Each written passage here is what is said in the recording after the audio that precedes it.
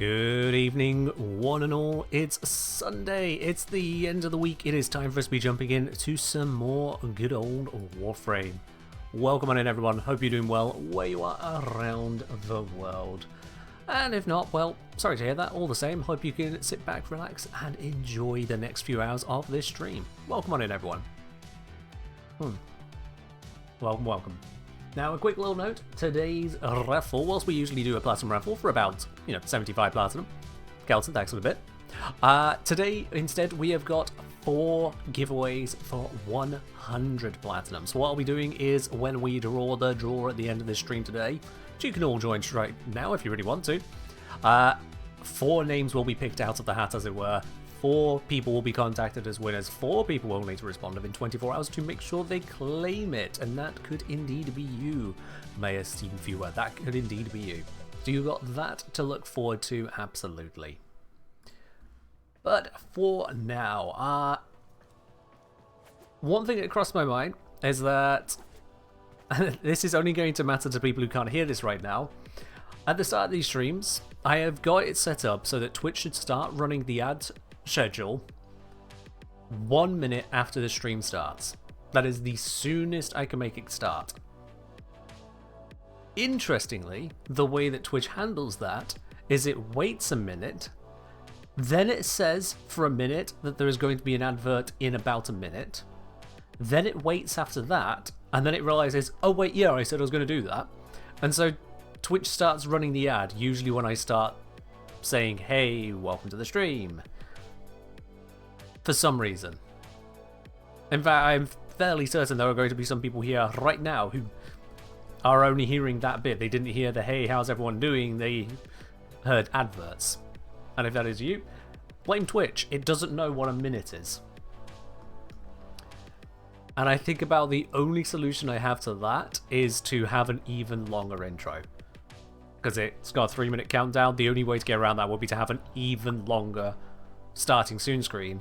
And to be quite honest, I feel like that's just making a bad situation worse.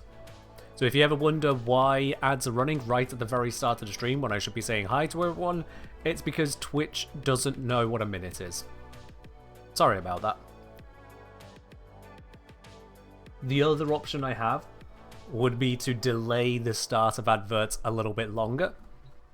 So they would run from, say, 3 minutes into the stream, which means they'd actually run about 5 to 6 minutes into the stream. So we'd get the initial hellos, and then as soon as I go into what we're about to do, that's when the advert would hit. And that doesn't work either for me. So the only way you can get around that if you don't want to deal with the ads is to subscribe, I guess. That is the only way I can suggest. Or Twitch Turbo, yeah, no, that works too, but... Or live in a place without any adverts, but, maybe don't, because there's a reason. Sell out? Sure, Perverted Cat, sure. I explained to you how to get around the advert situation, and that's selling out. Yeah. Alright. Am I after the maid stream? Happy I'm not in a maid outfit. There is no other better way of putting that. I am happy I'm not in a maid outfit. That does not suit me, it does not fit me, I am not happy with it. But it's there for charity. It is there for charity. Anyway, I look gorgeous? Well, thank you, Flo. I'd like to think I look gorgeous without a maid outfit as well. Is a maid outfit at least comfortable? Well, it's not uncomfortable physically, but I wouldn't call it comfortable emotionally. You think Cattias look great on me? Fair enough. We are learning plenty about the interests of chat here. Next, someone's going to say the stockings look good on my feet, and then things are going to just devolve from there, aren't they? Except still, we'll make sure that doesn't happen. I hope. I hope. Oh, got Excel shirt? Yeah, that was from our testing, Flo. That was from the testing. Don't worry, I'll get rid of it. You don't have to look at it. There we are, it's gone. Bursting now. There we are. It's fine, Flo. The Excel shirt doesn't exist. There are no red rockets that you need to worry about. All is blue and all is green. But no green, just blue. When we tested weird double rockets, they don't exist, Som. They don't exist. That's the good news. Quite frankly, that is the good news. Anyway, let's get away from all that. Also, throughout today's stream, we have a few Forma to attend to. Because of all the donations we've had on Quest Conquer Cancer here, there are a total of 17 Forma to apply throughout my arsenal. And I've been thinking carefully as to how we can go about this. How do we appropriately select the right items for you to force me to Forma? And I think I have a reasonable solution on that. I think I have a pretty reasonable solution. That reasonable solution is that we are going to do it in groups.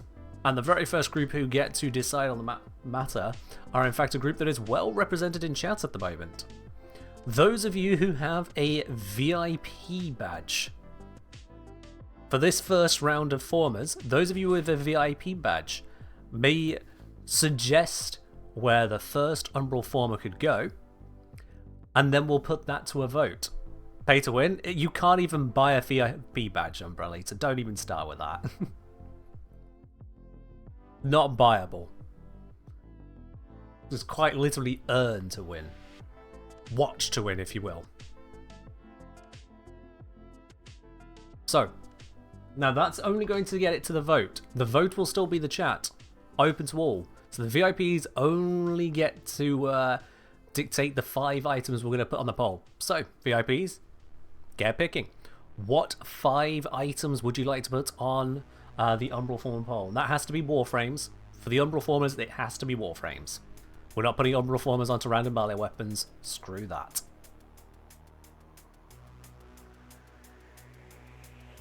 So, Solomon's putting Caliban on the list. Okay. That's one. Ella's got 2 suggestions. Alright, I'll take your first one. That's Urali. There we are. Gorilla's saying Serene Storm. That is not a Warframe. Gorilla's lost the ability to understand. Moon saying, can you show the list? Every Warframe. Ray for Sevagoth Prime. There we go. We've got someone saying a Warframe again. We've got Caliban, Urali, Sevagoth Prime. 2 more from our VIPs. If they can figure it out, what a Warframe is. Does Sevagoth's Shadow count as a Warframe? No. Frost, alright, cool. Does Mod count as VIP? Mod does not count as VIP. Mod is higher level than VIP. This is specifically to VIPs first. I ain't gonna reading out the ones from those who aren't VIPs. And Moon, didn't you make a suggestion? No, you're asking for the list. So, Valkyria Prime. Okay, cool. There's our 5. Let's put this poll together now. Now the chat can decide between these 5 which 2 Umbral. We have Caliban. We have Urali. We have Sevagoth Prime. Frost. And that's going to be Frost Prime. And then Valkyria Prime. I think that last one was. Yeah.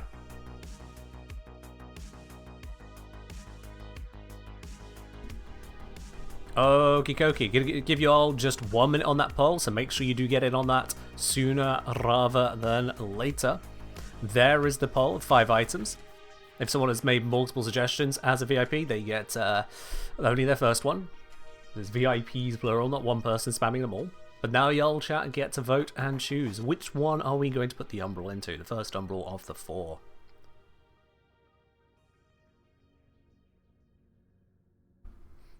And for those of you curious about Urali, because some of you don't know, I do have 2 Uralis. One of them has 8 Forma in it. You might be wondering how the hell I've managed to put 8 Forma into this frame. Well, it's Twitch's fault. We have an Aura Forma, and then 1, 2, 3, 4, 5, 6, 7 Umbral Formas in this Urali. Urali is cute. Cute, but not in a good way. Thank you, Tyken. It's been a long time since I've heard that particular voice line. Good lord, that goes back a bit. And with 9 of the votes, Solomir putting in an extra vote to make sure it happened. Been a year. We knew this day was coming. Why would I waste 4 Umbral Formas in such a way? Waste? This is in an effort to raise money for charity for the quest to conquer cancer, and those who have donated towards it have made this happen. And so the final Umbral Forma has come home to roost. Final Umbral Forma. It's going right there.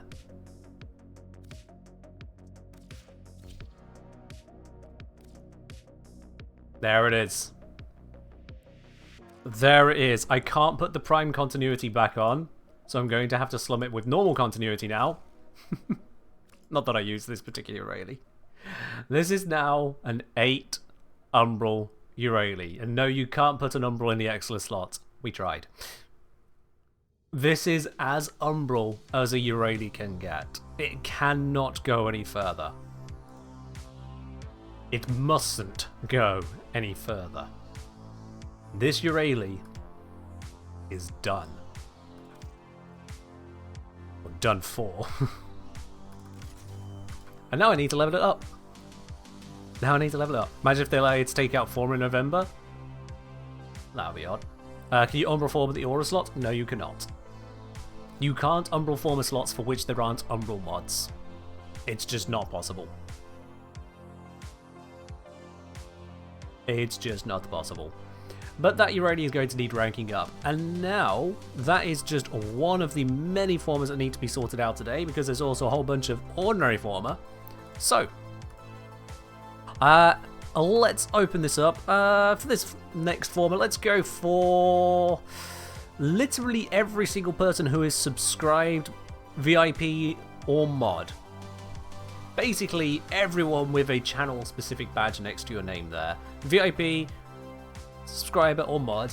Let's hear your suggestions for primary, secondary, melee, whatever you want to slap some normal Formas into. Starting under this line. Now. Let's see. First come, first serve on those ideas. Cryovos is not a thing I'm aware of. Convectrix, Trinity, Tenet Exec, Sybaris Prime, Stalter. There we go. Do I have a Sybaris Prime? I don't know if I actually have one. Oh, I do. Okay, well, there we are. There we are. So that is our list. Let me put that together real quickly here. We're going to take the top 2 voted out of these. So Forma Witch. That was Convectrix. Do I even have that first? Let's check. I don't. Sorry, gonna have to take that off the list. I don't have it to do. Also, that wasn't a sub. So, screw you. Trinity. Let's see. Tenet Exec was not from sub, so you are cheating. Josu said melee. That's not an answer we can take. Sybaris Prime. Stalter. Burston from Guillaume. And then Stalter again. Dera. Do I have to wonder if I... Yeah, okay. Dara can't be done as yet. I still need to get a hold of the Dara Vandal again. Let's see, what was the next one below Dara? It was Stug. Ah, damn it. Alright, there we are. Someone's filtering down to people who are actually called for.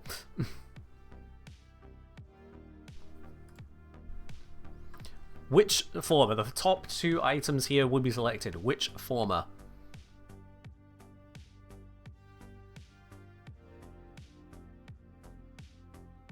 Easy choice here. I really hope it isn't. You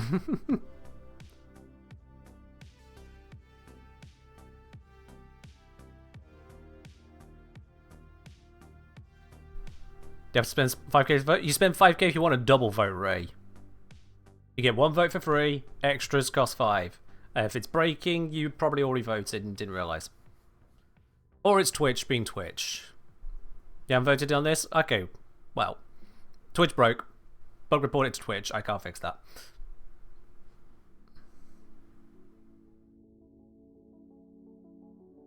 Just a few more seconds as those roll in. There we go. Zom throwing a whole bunch of channel points into that one for a triple extra vote. To make sure Zom's choice is going through, we have the Stug and Sybaris Prime as the top 2 there. Wrong slot. Zibris Prime and Stug. Now, which Stug do I pick? Do I pick the unranked one, the unranked one, the unranked one, or the fully ranked one ready to Forma? Yeah, I think that's pretty obvious. I think that's pretty obvious. Oh my god, I even have a Stug ribbon. Yikes. Alright. Might as well match the ribbon polarity. Ta-da! Only a 30? Well, let's absolutely upgrade as well. We're going to need to do that, I guess. And polarization. Let's slap on a V polarity because who doesn't love those? Beautiful. Might as well add this in here whilst we're at it. Beautiful. Alright then. Whilst we are here, might as well do some body fiddling. So, oops, I can't spell crits today apparently. There we are. Critical delay, vital sense. We got a decent enough magazine. I suppose we could add in some fire rate and punch through. That could be helpful, I guess. Maybe, maybe not. We'll see. And then lastly, for another 9. Yeah, why not? Something basic like bladed rounds. I can't be bothered to think it through too much right this second.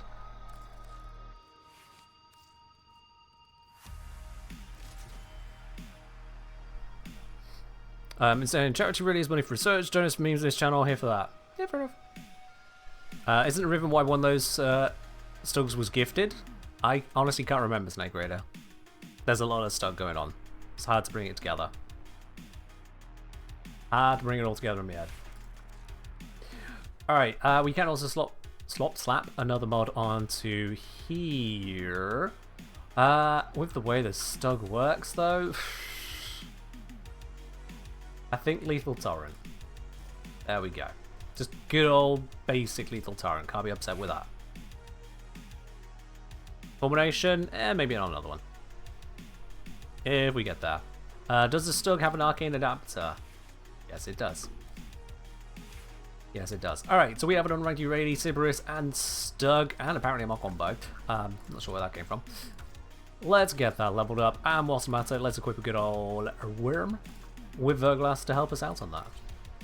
These need leveling, so we can get on with the rest of it. And I need to apparently complete a solo mission with this weapon equipped. Speaking of, I might as well get some other Incarnons done at the same time, right? Might as well. Why'd I ever have more than one Stug? But they were gifted to me. They were gifted to me, and if you have a look at the gifted subs on this channel, you may figure out who's been doing the gifting. I've just received a message.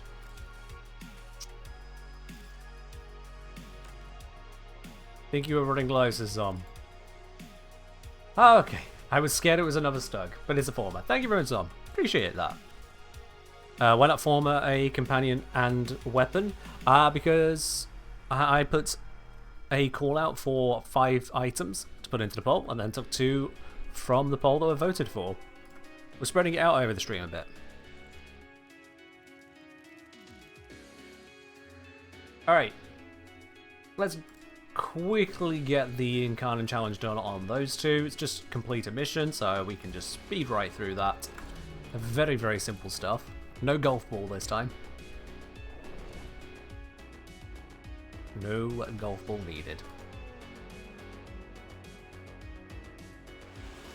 Don't forget to update the counter. Thank you, thank you. That's actually really important. There we are. Cheers. You still want to take a swing? We'll be doing some more Warframe golf later in the month. Well, that punch through's working. That's good. And now we ride into battle with the Stug. Well, it worked. At this level. Excellent work. We'll interrogate the captive back at base. Your part is done here. Alright. get us out of here. That'll get that Incarnon challenge complete, and we'll go on to the next one.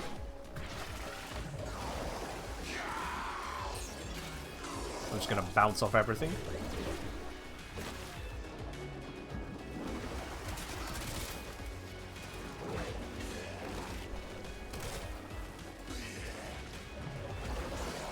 And we are there. Very easy.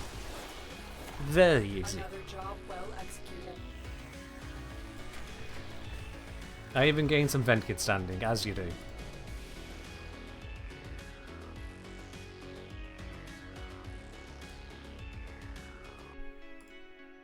Okay. Well, at least gets a couple of Incarnon challenges done. It's not going to have leveled up the weapons yet, or the frame, but it does get the Incarnon challenges moving forwards. Let's see. So, we can either increase base damage on consecutive weak point hits, increase base damage further. Okay. I don't know how much of value that's going to be compared to increased base damage by plus 15 on firing plus multi-shot stacks up to 10 times.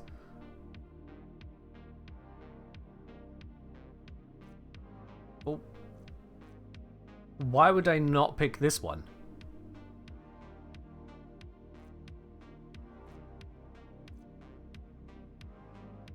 This gives me plus 15 damage on consecutive hits. This is just, hey, did you fire the gun? Here, 50% multi-shot.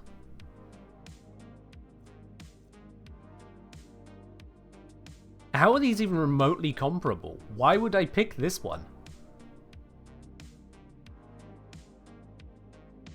Why would I want well rehearsed instead of blazing barrel here? I genuinely don't see a choice.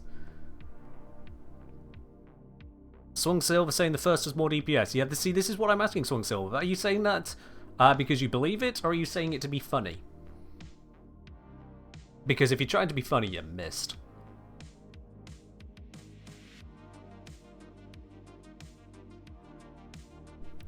Plus 15 base damage, on top of the existing plus 15 we're getting from the just default perk. On a weapon where the Incarnon form has, what, base 110, and normal form base 88. Just doesn't compare to plus 50% multi-shot. Especially as I don't trust this plus base damage to work with things like Galvanized Aptitude anyway.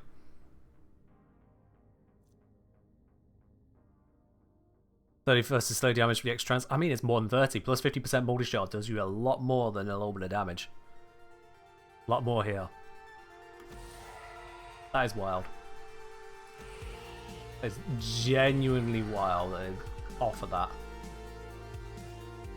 Alright. Next challenge on that is kill 100 enemies with weapons in Incarnon form. Very manageable. Okina! Let's have a look at you then. Increase base damage by plus 20 and get 5 extra combo on targets affected by slash status. Cool. Again, increase the base damage by 20 on crit hit. Plus 6% status damage for 10 seconds, stacks up to 5 times. Interesting. Put the pink there for you. There you go.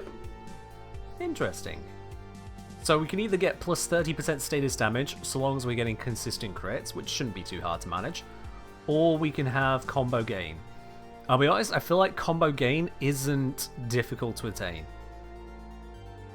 If you're trying to use the Okina, you're not going to be struggling for the combo gain, so it's going to be this one. It's just going to be that one in general. But that one at least has a use case. Which is something.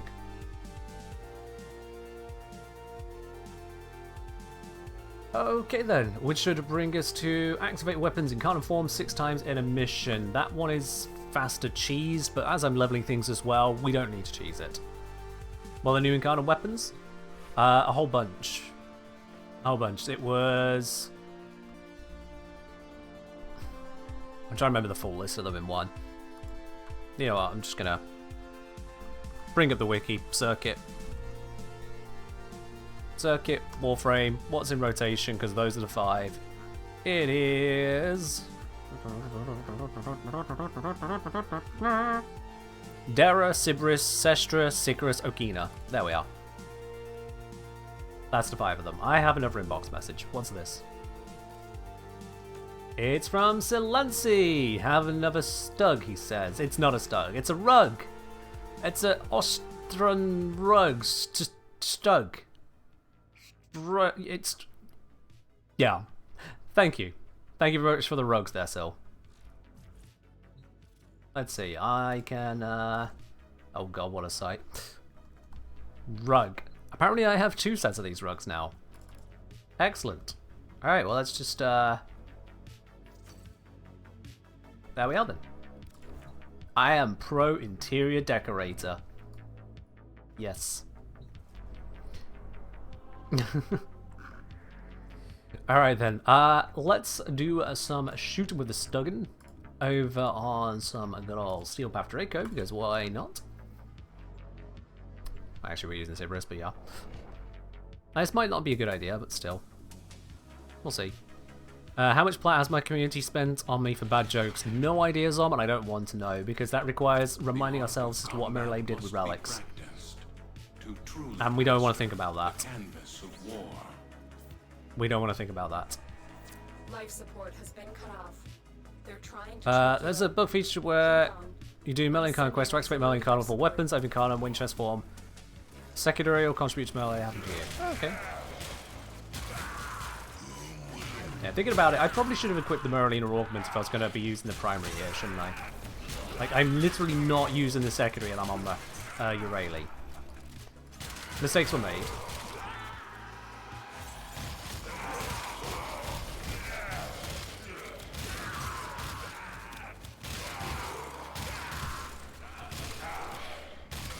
This does a bit of work, doesn't it?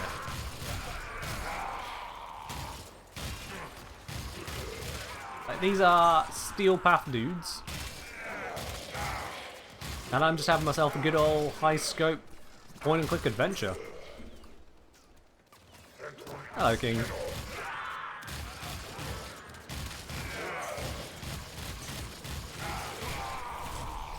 And we finally burnt through all those Cerberus shots. Now let's use some more.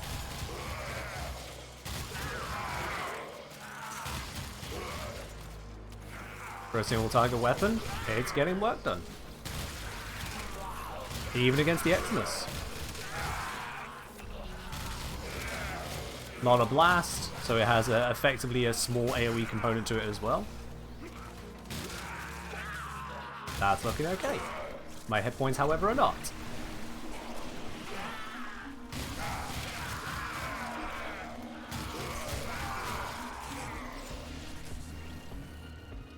Yeah, I should have brought that augment to tank with.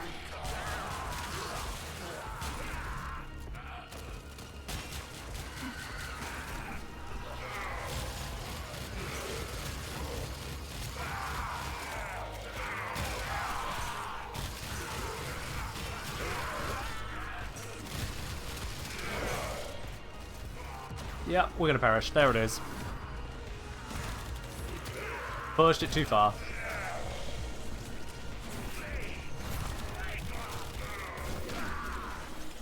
And we're back.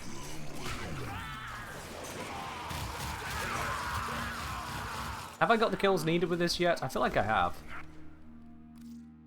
Yeah, I've got the kills needed with that. Okay, cool.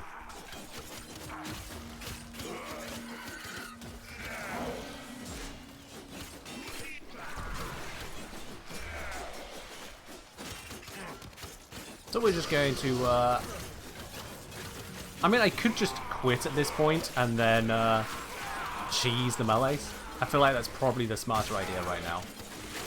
Just quit and cheese.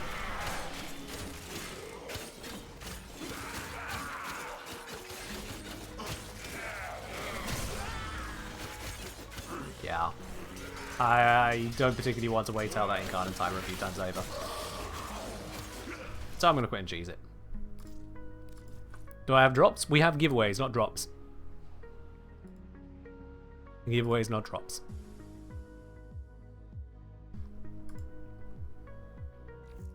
Okay.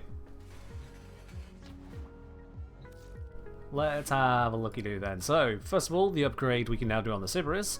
Increase base magazine capacity by 12. I mean, that's a significant increase. But yeah, we'll see. And I'm saying good way to cheese it with Blood Altar or Kuva turrets. Good way to cheese what? On reload from empty, plus reload speed. Those ones are usually a bit crap. And then minus 60% weapon recoil. I don't know how much recoil we have, but removing that so that we just have perfectly dead accurate shots, I'll take that. Sure, why not? Given the options, why not? And now our new challenge is get 40 headshots with this weapon in Incarnon form in a single mission. Oh, that's easy. That easy. And we're saying to cheese melee combo quest on melee Incarnons. I mean, I could just hit anything. The real cheese isn't the reaching the combo. The real cheese is aborting the mission immediately and then restarting. Because it doesn't require you to do it all in one mission. It doesn't require you to wait out the timer. It doesn't require you to even complete the mission. You can just go in, activate, leave. Go in, activate, leave. Go in, activate, leave. It's damn stupid.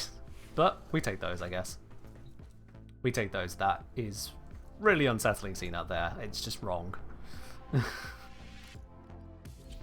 Just wrong.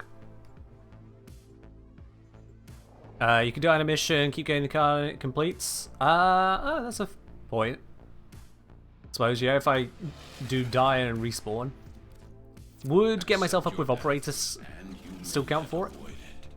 Trust in your training. Never done it that way before. Life support has been cut off. And seeing as I haven't actually put the extra defense on already here, it might be viable. I'm sending auxiliary life support. Alright, there's a few of them coming through that one doorway. Let's, Damn, I didn't even drag all of them all the way in. That's not how that ability should work.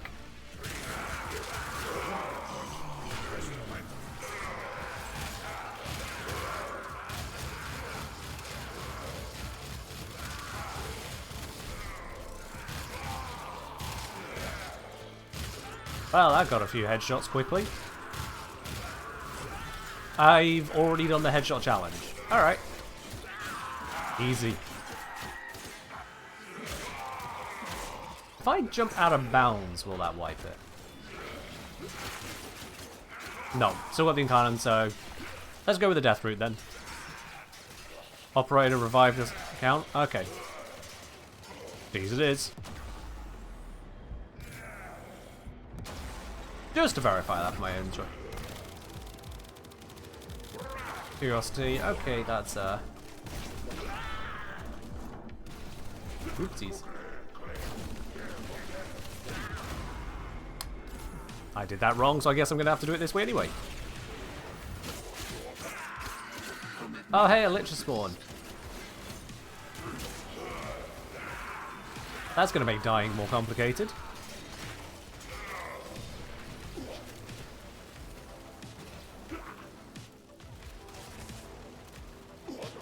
Come on, shoot me down. Shoot me down. There we are.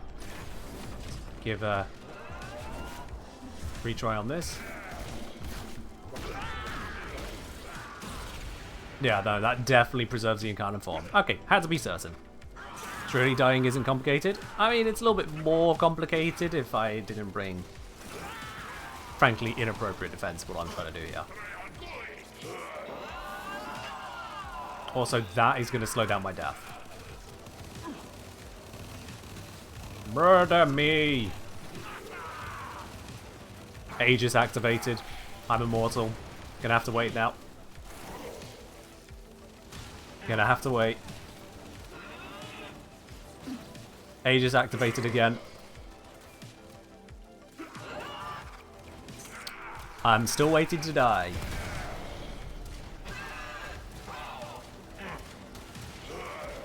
There we go. There. Oh, wait. No, no, I haven't died yet. No. And Aegis is activated again. This is what I mean about... that complicates matters.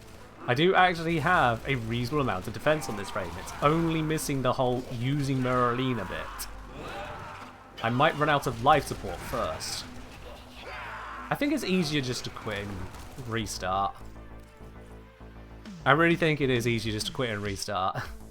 Rather than waiting for a mostly appropriately used frame to die.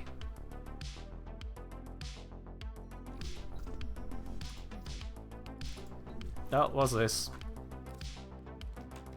Have an egg. Ah, yes. Thank you for the egg there, Kelton. Cheers.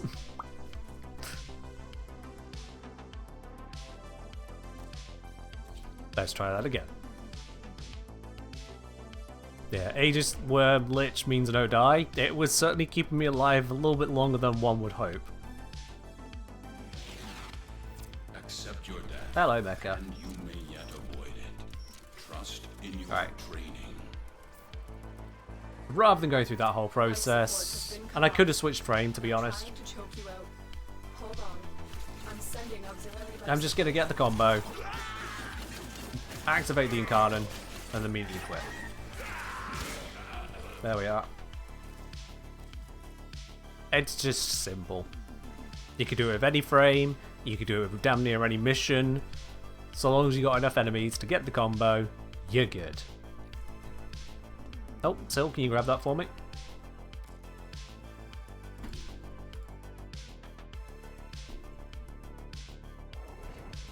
Especially when you got loading times of this reasonable.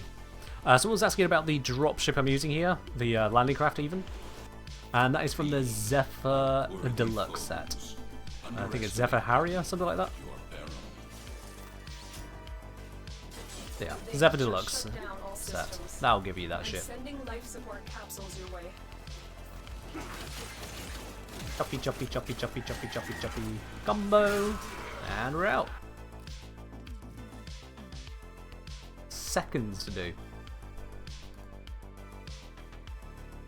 Oh, we got 2 people wanting to 2035 today. Fair do. Sil's on it.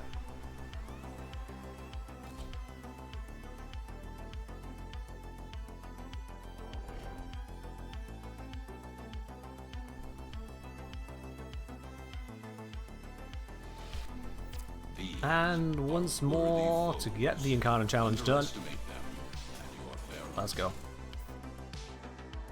I'm surprised that the melee ones still keep coming with this, hey, activate the Incarnon this many times in a mission. Because they don't do that with the guns. The guns are like, hey, get this many kills, or do this many things with it. But the melees are like, nah, just activate the Incarnon form. And it's always a few times over.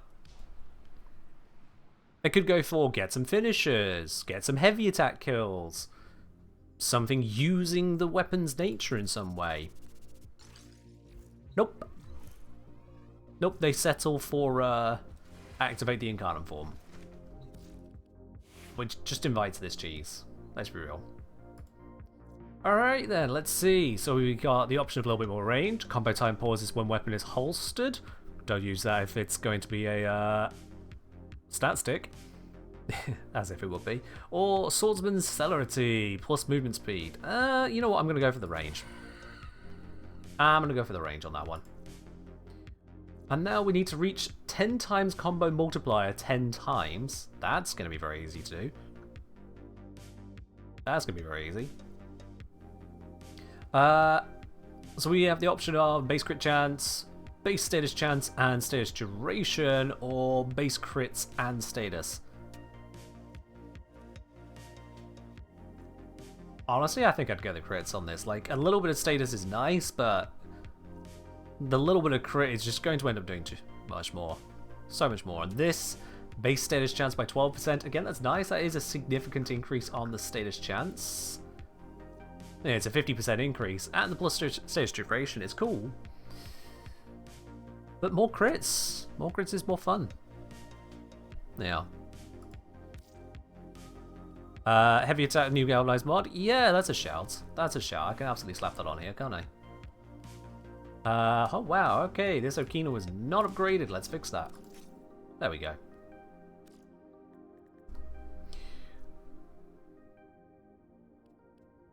So let's grab our galvanized steel. And I suppose we can grab our galvanized reflex.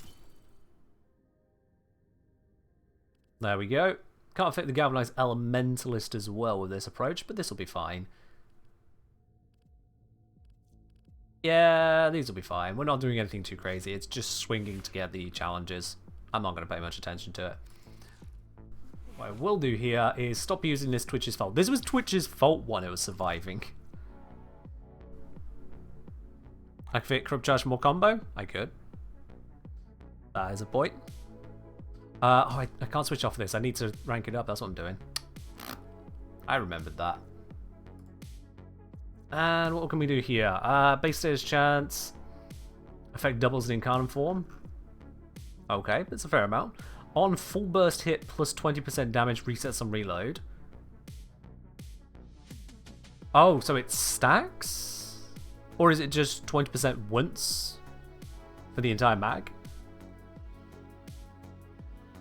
Because it doesn't say stacks until reload. It just resets on reload. But I'd imagine it stacks. Come on, we've used 1.5 lines of text here. I feel like we could add a little bit more. Zombie saying stacks 4 times. Oh, right, okay. I'm going to check the wiki for the specific info because apparently the game forgot to put it in. Sybaris, Incarnon, Genesis. The wiki doesn't have it. Okay. That is, Alright. We'll say, last footage saw anyway, stop to 4 times. You know what? Let's test that. As much as there is also base crit base status over there, which probably would beat out this. This gives you base 8 and 16. This would give you base 10, so it's better for the normal form. And then, whilst it is less for the Incarnon form, you also get the crit bonus. So I take Survivor's Edge over Elemental Dominance, but let's try this for now. See if it does hit that 4 stack. Bad if the wiki doesn't have it. I mean, it's just new. It's new and the game doesn't tell you. This is the thing about the wiki. The wiki isn't omniscient. It doesn't just spring into existence every single page about every single detail in Warframe. It's added by players. It's not even run by Warframe. So when something new comes out and it doesn't describe what it actually does, it takes someone paying enough attention who then also decides to add to the wiki to contribute the details. And this is why you'll get incorrect details some of the time on the wiki as well. Because some people will either see something and not fully understand what they're seeing, or they'll just make shit up. And just occasionally the wiki holds details which used to be true but no longer are true. Yeah, I'm not surprised that the wiki doesn't have it. I'm mildly miffed, but then it's D's fault for just not including the information, isn't it? They could have included it. They chose not to.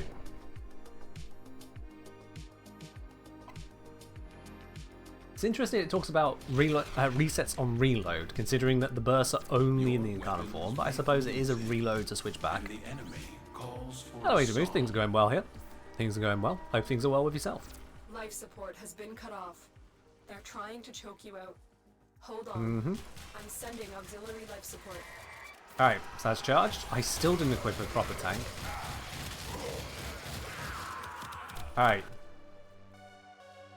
Increased damage after full burst hit, resets on reload. We're at 4 times. Yeah, it's like Zom said. I imagine you were correct, Zom, but now we've got absolute verification. That is a 4 times, it stops there. What the heck?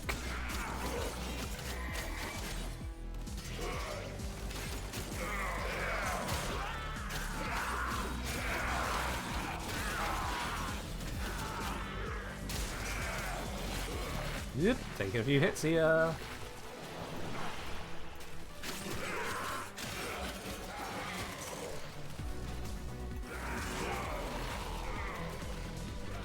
There we are. Just to fix that damage really quickly.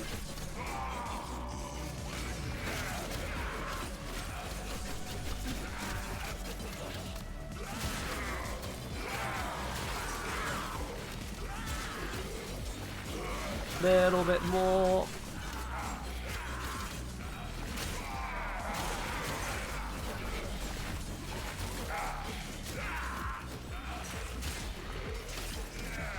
What's the fastest way to level a frame? You'll find various arguments on that. But typically, leeching in ESO is going to be the fastest way if you've already formed it. If you've not already formed it, it depends on if you're willing to go through a Helm of Subsume of Silence and try and do some speedrun of Daro stuff. Or just go into normal Sanctuary Onslaughts, or something like a survival mission like this one.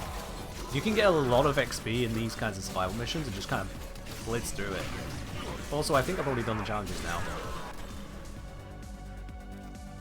Yep.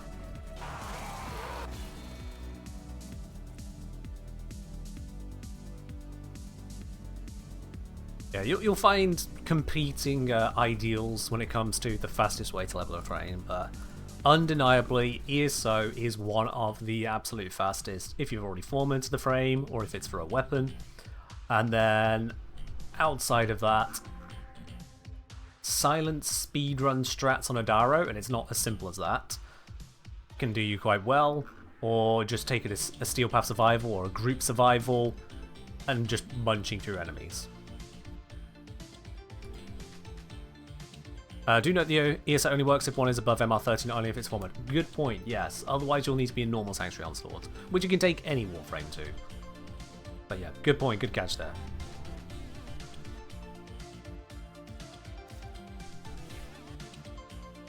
Okay then, so Okina, you have hit your final evolution. Let's see, we have got, these to pick from. I'm gonna get that. To be honest, I'm gonna go with that. Kills generate spectral daggers that target enemies, applying max cold status stacks. Yeah, that's why they were freezing up there. Cool. Gives us melee damage, gives us sprint speed, gives us sparkle velocity. Okay. Nothing too crazy, honestly. It's just an Incarnon upgrade. It adds a bit more damage. It gives you some enhanced mobility. I've got some more crits, I've got some status damage, I've got some range. It just takes an existing weapon and slaps some stats on it with a little bit of freezing.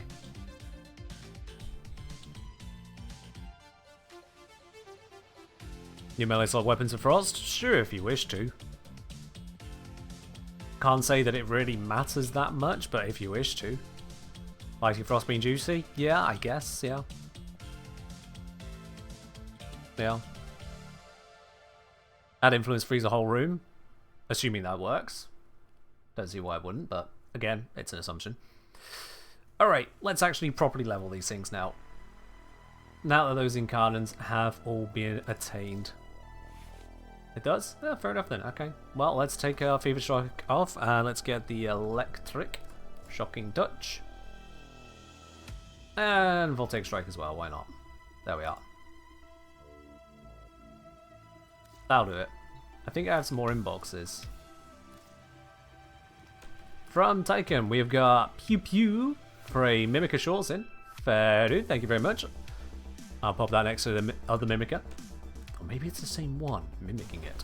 Who knows? And a Forma bundle. Thank you very much for that there, Tycoon. Much appreciated.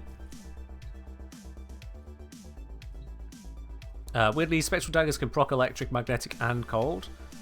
Guess the Director Zips, the AoE is cold and force procs. Sure, I'm going to slowly get around to understanding all of these details. Rather than just reading them piecemeal through chat. Alright. Let's get leveled. And you know what, I'm going to make this even quicker because this is going to be happening a few times today. Let's head on down to a relay. The Ikena for Ash has been built in the Foundry. I need to realise Innodem is probably more fitting. I mean, yeah, Innodem is just very good for Ash. That's just a fact. Oh. Well, that was quick. I don't even have to do it myself. There we are. Affinity Blessing attained. I was going to go activate my own one, but I mean, yeah, there we are. Jobs are good. That was beautiful, yeah. Alright, let's go level up. Frame perfect, damn near, yeah. Add electric, no influence. That I did. You're very right, that I did. Whoops. Ah well. What do you type if you are help farming Oracle Vaults. I would probably type something along the lines of recruiting for Oracle Vaults. Or H, just the letter H, meaning hosting, and then Oracle Vaults on Deimos. Just that, really. You don't need to go into some long spiel of it, saying, hey, I need help, would someone be so kind? Don't act like you need help. Just say you're recruiting. You'll see lots of people spamming similar messages for Relics in recruitment chat, because Relics is the big one to recruit for in there. Ah, there is window there, apparently. Games that add damn near clear windows like that are doing it wrong. Don't do that to me. Don't do that to me, okay? I can't easily tell the reflection if it's a damn near clean window. And they were like, oh, you can't jump through windows normally. There's a lot of those where there isn't the window glass. Do not mock me like that, skin. How are we doing on the leveling? We're getting some. This isn't the best room for it, but we'll get some.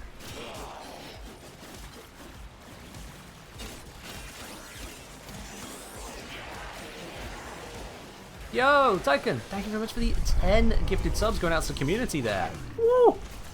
That's gone out to a bunch of people. Let's have a quick look at who's got one there. That is the Dry Life, Stardust Arrow, Volcameria, Paro, to Faye Esmit, to Zanzibar, to Dark of Fang, to Reisenwasser, to Hockey Star 3920, and to Foxy Aaron. Thank you very much for that, Tycoon. Much appreciated.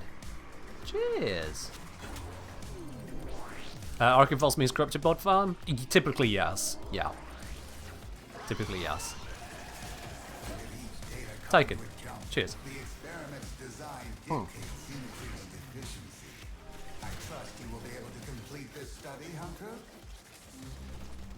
I will complete the study. Don't you worry, Samaris. You just give me all that juicy XP for little work. Min-maxing effort is a good plan. Red Laves lost the top spot this month. So they have. So they have. For now. Remember when you started farming the corrupted bots for plat? Yeah. I mean, they are still a farm. There's still new people joining, still people needing those mods. The circuit is eternal. Alright, Cerberus is fully ranked, so that's good.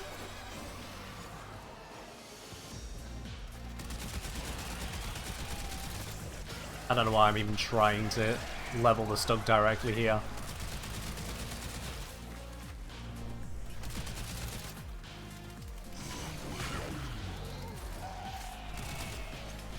I'm not going to hit anything with it. They're all going to die before I can reach them.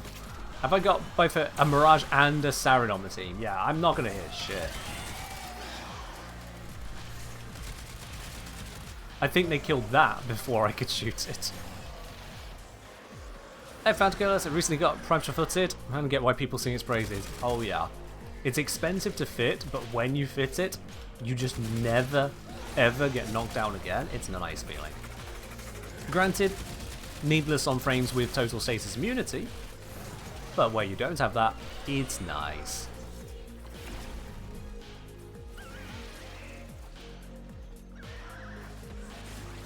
It is nice. Alright, Stug still needs just a teeny tiny bit more before I can get rid of it, so hopefully that's going to happen in the next 20 seconds.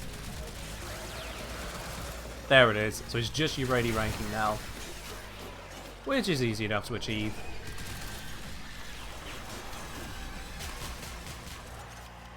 I don't know why the fire button got stuck on there, but okay.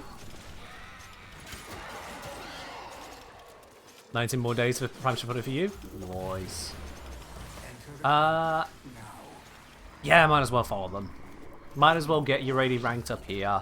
Getting those extra 3 levels will probably take longer somewhere else anyway.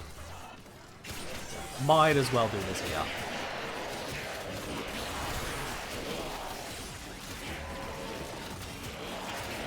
And what I'll do after that is take this into survival again, running with good old standard Lavos, and see what kind of results we get from the 2 weapons with a more Kenjnir standard loadout, you know? So, Bordy doing the sortie? Yeah, fair enough.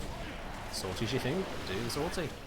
Looks like we lost a Mirage, but Saren's still going to be slapping. Works for me.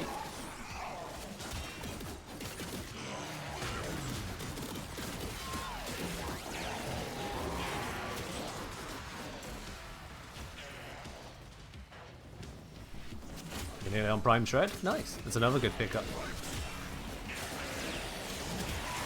I'll remember, Krataka, I'll remember.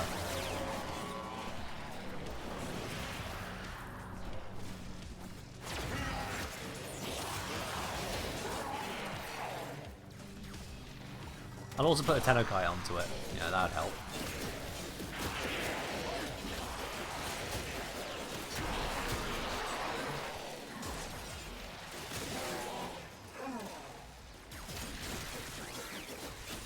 From 1 to 10, how strong is Sybaris Incarnon? Let me test it first, then I'll answer your question.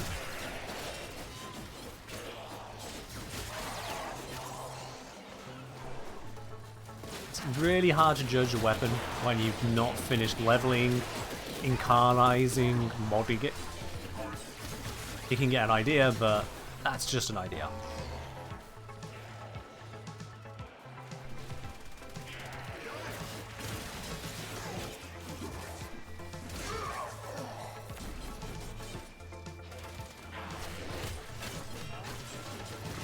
Does insanely well against super tanky enemies? Fair enough. One would hope that a single target weapon like that would. One would certainly hope.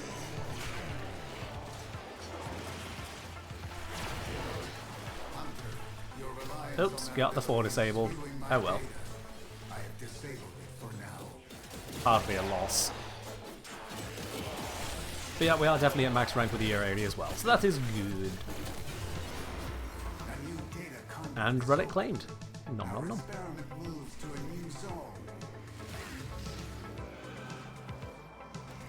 Trying to remember. Not this way. No, hang on. Is it this way? Here it is. There we go. Bonus room.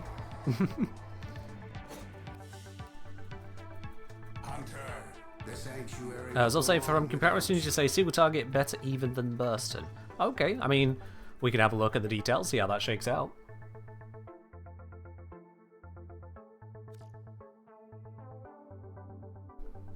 There we are. Carried by an MR15 high noob. Alright then.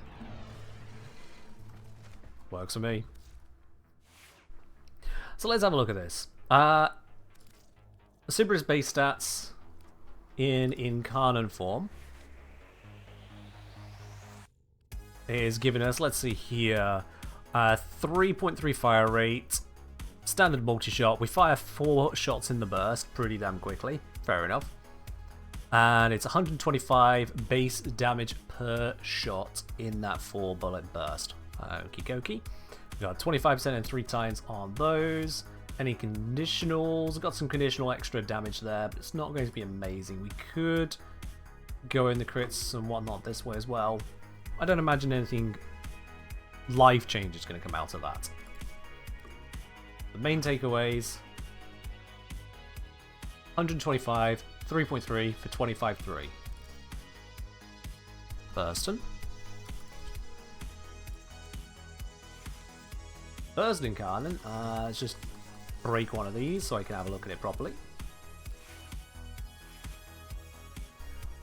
So the Incarnon, we've got 110, of which some is AoE.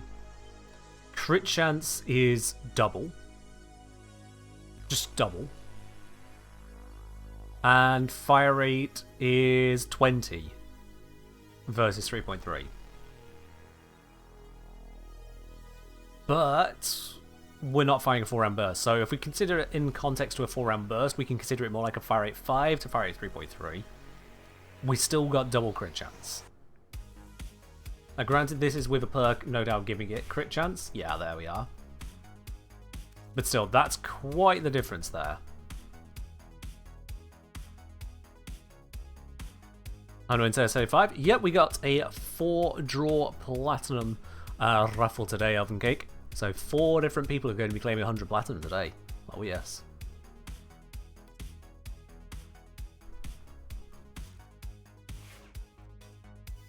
Get extra punch through on this one. Or could go for multi-shot, but that's gonna suck. Still got the recoil one, so yeah. It's interesting. For single target, I would still put the Burston ahead, in all theory. In practice, we'd need to see, but in all theory, it points towards it. I don't think I have a Sybaris Riven, do I? I might surprise myself, but no. No, I do not. But we can still compare and contrast without that. So Forma can go right onto that Prime Shred. Yo, Chaos Cakes, thank you very much for raiding on in with a party of 26 people right there. Welcome into the channel, all y'all. Hope you're doing well. I'm going to assume you've just had yourself a Warframe stream, but if not, what have you been up to?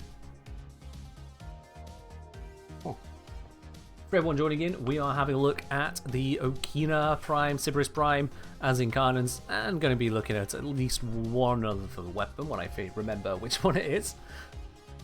We're looking through those, whilst also applying a bunch of Formas to a bunch of things that probably shouldn't be formed. Like your Rayleigh. Adds as your raid? Yeah, unfortunately that happens sometimes. Unfortunate. Damage from Force Blast won't show up in an Arsenal comparison. You're right, Zom, it won't. So that does need to be factored into consideration. By the same token, you've got the fact you've got the innate punch through on the Burston. You've got the relative ease of the charge. You've got its AoE, literal AoE to consider, how that factors into everything. So yeah, if you bring in the AoE of the Sybaris, you have to bring in the AoE of the Burston. And now you just got a whole mix of things going on. You're back from the ads now. Welcome back. And Savcad, thank you very much for subscribing with your Prime. Welcome to the channel proper once again there. Got that lovely bronze badge next to your name. Cheers. So yes, this is what you've raided into, Chaos Cakes. A 8 Umbral Former Eurali, called Twitch's Fault. It's disgusting. I hate it. I absolutely loathe it. But it's what we got. All in the aid of the quest to conquer cancer. We just put it into Eurali instead.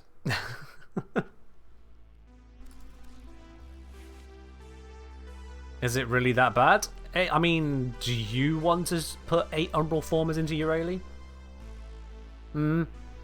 Would you really go so far as to do that yourself? I wouldn't recommend it. I would not recommend that.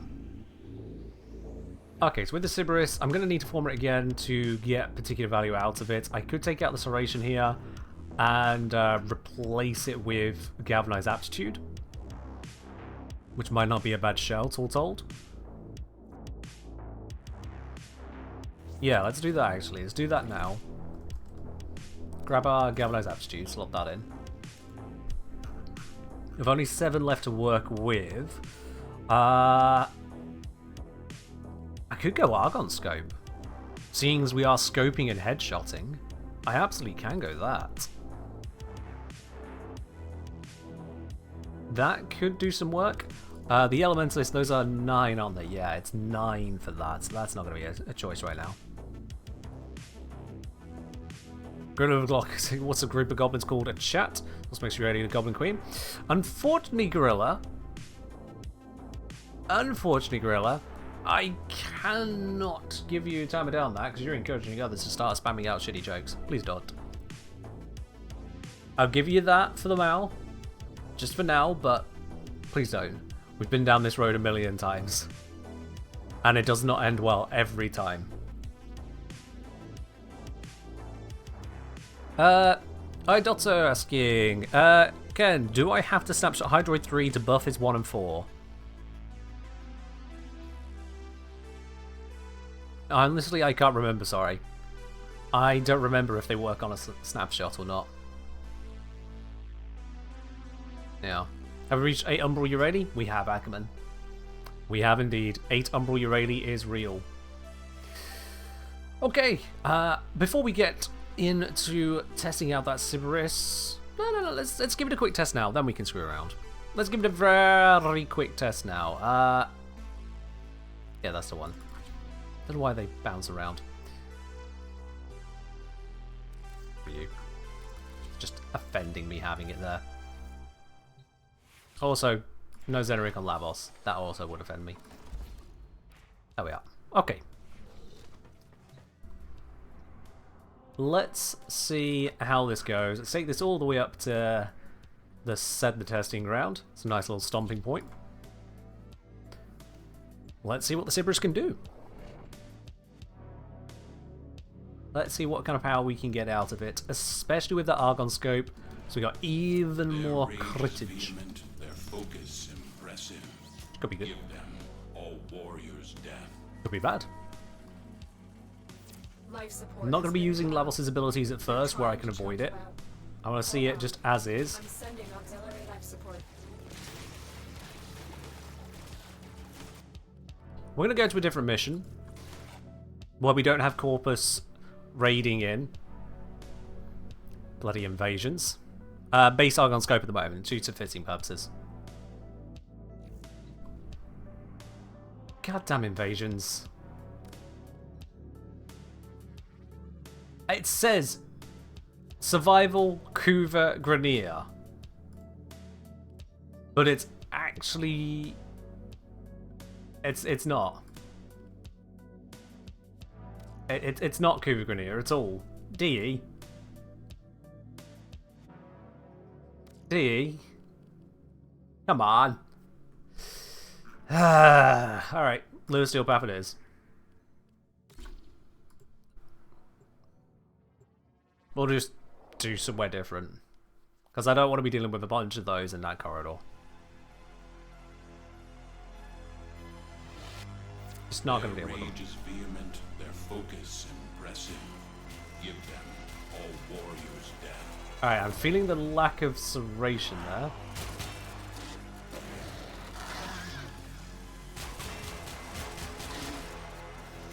Oh, I see you trying to steal my weapon. How did that still steal the weapon? It's to the side. Whatever.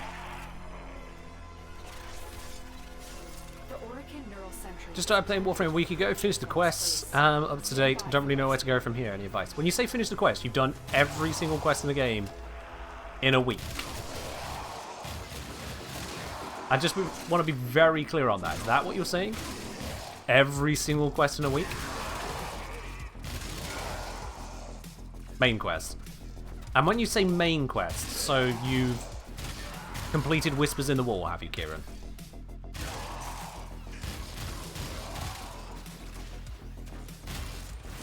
You have.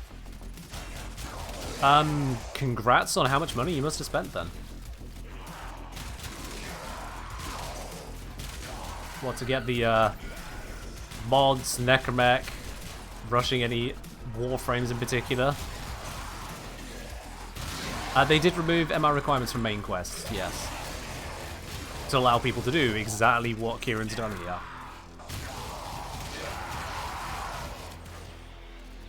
That's kind of wild. You know what I'd suggest, Kieran, is maybe play the rest of the game. You've sped through the entire main quest line, all the way to Whispers in the Wall in a week.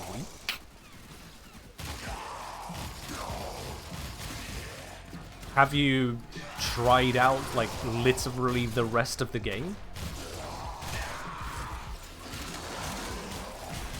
Farm some missions, get some loot, play some different Warframes, different weapon styles, get Steel Path, get the Incarnons from the circuit, utilize the Incarnons from the Zaraman, which you won't have access to yet because you literally haven't been playing long enough to have the Mastery rank. After a week of playing, you don't even have the Mastery rank to use the Form. If you have enough, this would be an excellent place to It's physically impossible.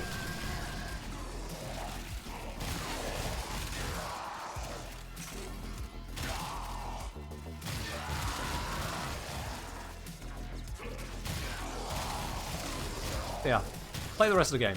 That's my general recommendation to you. As for Cerberus, it kind of slapping. It kind of do be slapping.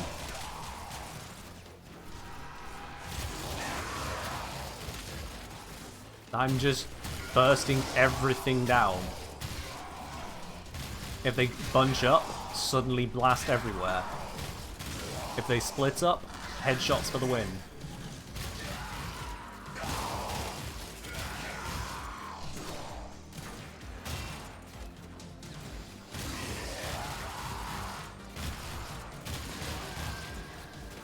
Yeah, without some serious wallet worrying, as it were, some serious plat outlay, I don't imagine someone who's got to Whispers in the Wall in a week is going to be able to handle Steel Path. That seems unlikely to me. I mean, it's not impossible, but I wouldn't imagine it's going to be easy.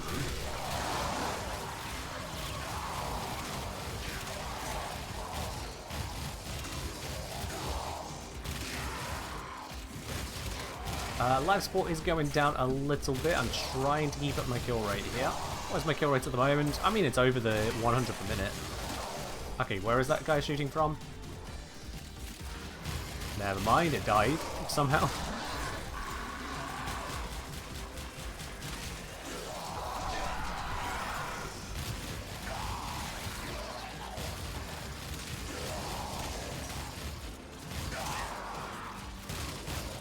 Yeah, this weapon's proving pretty decent.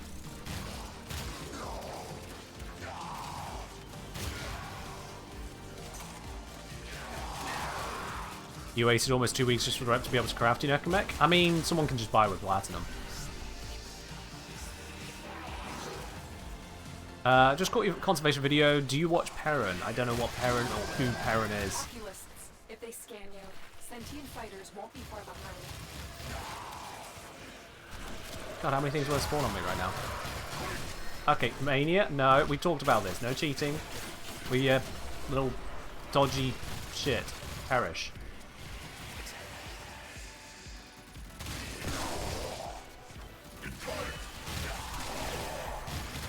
There we are. Got my fire rate back.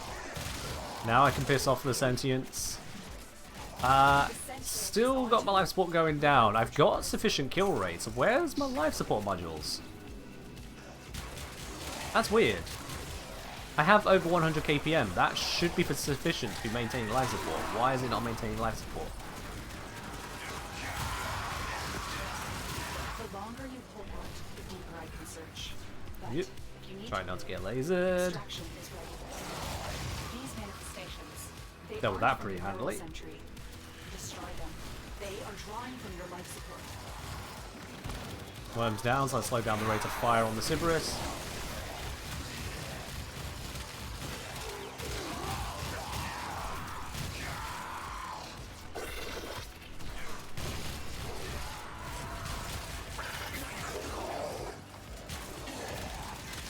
Oi, you took my gun! Give me that back. Meanie. I was using that.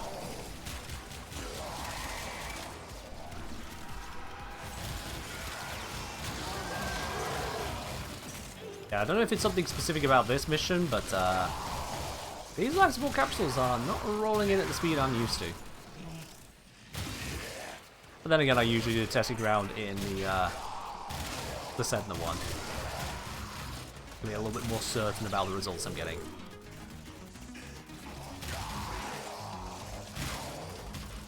That was on to like tree trunks now? Yeah. Gonna be hard to do that kind of cosplay, wouldn't it? Cerberus takes out the Jade Beam pretty easily, that's good to know.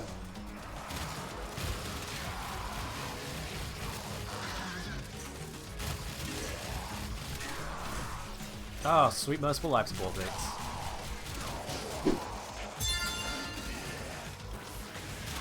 Hey Chad, I'm glad the Lich Guide worked out for you, nice. And Pandemonium, thank you very much for subscribing with your Prime. Welcome on into the channel proper. Enjoy your lovely blue sub badge. For your modes, your access to the supporter team lounge and VIP lounge over on my Discord, and no more ads for you on the channel. Absolutely. I feel like I could just sweep across painting heads with this weapon, especially with the the auto, semi-auto fire option turned on, I am just broadly painting them. Where are you? I can see you. I see you. Don't hide. Oh, gremlin. He's actually using cover to approach me. How dare. That's too smart for a Grineer. Let alone a corrupted Grineer.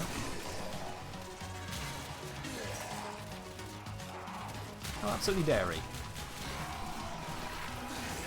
Did Sirius become auto-rifle? Everything's automatic these days. Because of a simple little accessibility setting. Fire, manual, trigger, weapons continuously.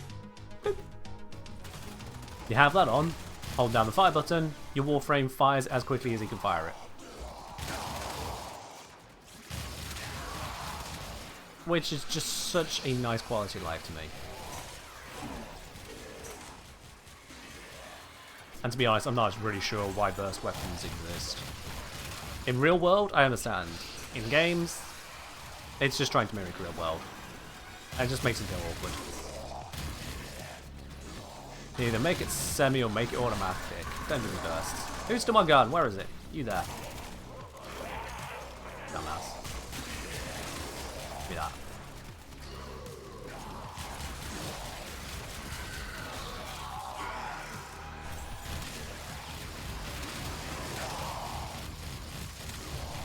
Yeah, I'd say this weapon's proven itself to be effective. It's not the absolute best.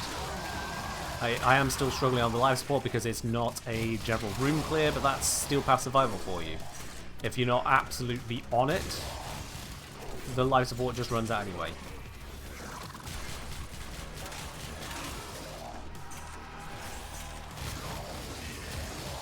But it does a damn good job of cleaning up.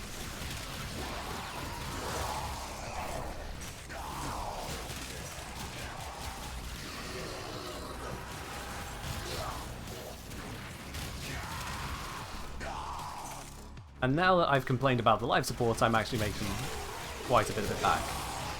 Sure, go figure. Go figure.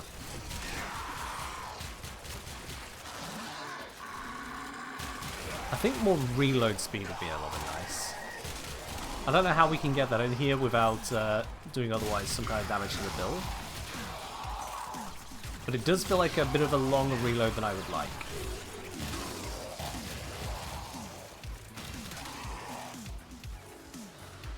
Gives the burst a run for its money? Pretty much what the Zom was saying earlier. That innate blast effect on it is doing a lot of work. No ignoring that. And because it's innate, you can just not mod for elements, I guess. I really hate that they do that laser invulnerability phase. I know you want to kill us and all, but we gotta do this first because it looks totally cool. Oh, that's unfortunate. Yep, that respawn. Too much going on at once. I am losing track of it. Please. There we are. Yeah, that's where I should probably have switched to Madurai for this. Just so I kill those things quicker. Where is that Jade? Where even is it? There it is! Jesus.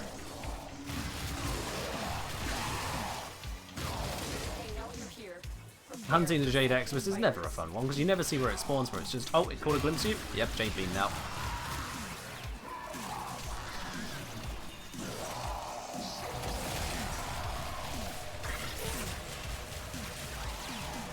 Hi, yeah, fake dashing, can you kindly not ruin my ability to identify things by colour? That'd be great, thanks.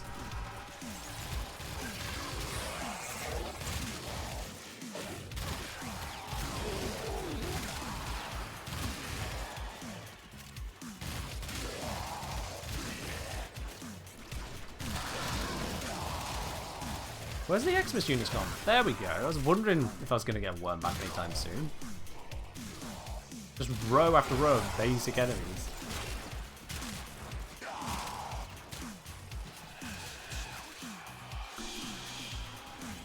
Hi, Malice. Shit. I didn't see him cast the bubble. It looked like he was just running at me. I didn't see him cast the bubble.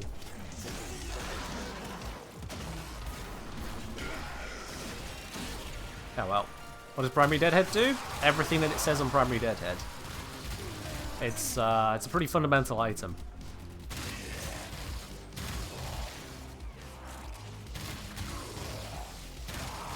Heal damage after you get headshot kills. It's a headshot multiply bonus.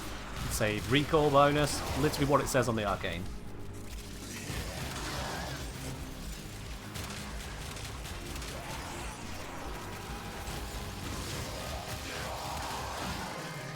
Didn't Sarah and Zephyr get really stupid with Blast? Maybe. Not sure exactly which stupid you're referring to, Zon, but maybe. Let's be real, Zephyr gets stupid with a lot of stuff, because the tornadoes are just stupid. Stupid good, but stupid.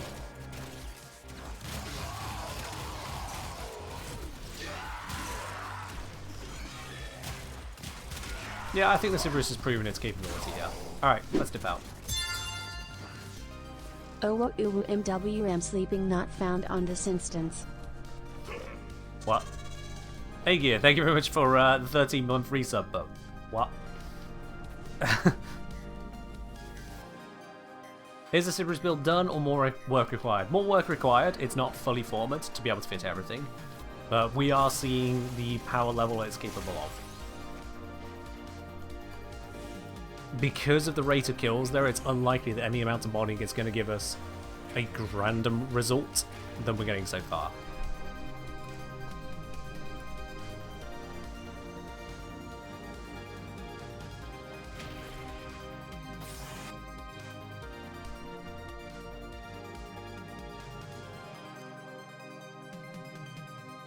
Alrighty.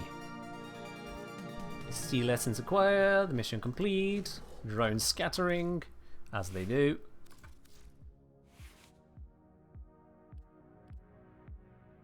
So yeah, that was running with it in this setup. So depolarity here would allow us to then put in the galvanized scope, bringing that up to, well, quite a bit more crit chance. But that would be the sum of it there. I'm using Infected Clip at the moment, which is putting some tox on it. That toxin is actually just kind of there, I'll be honest with you. It doesn't benefit the blast, so it's just giving us some more direct damage with the toxin proc if you really feel like it.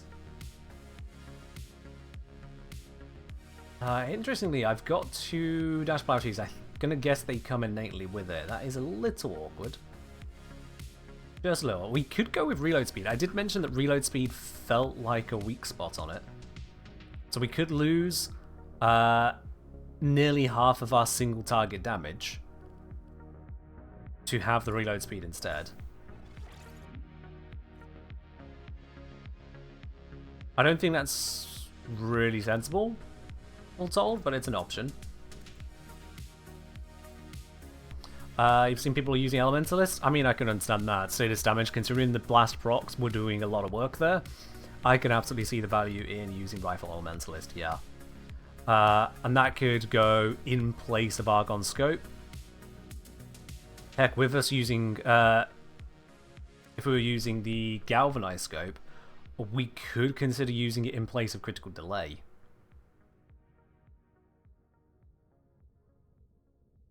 That'd certainly be a choice.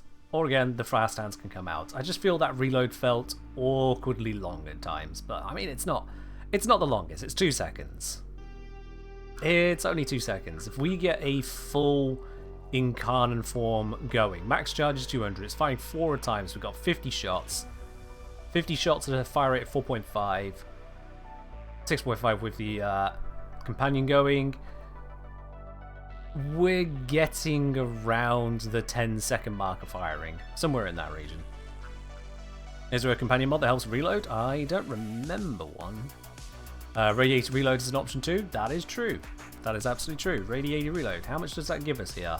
40% versus fast hands 55. That's worthwhile. That is worthwhile. Still leaves us this issue with the dash polarity here I don't like. You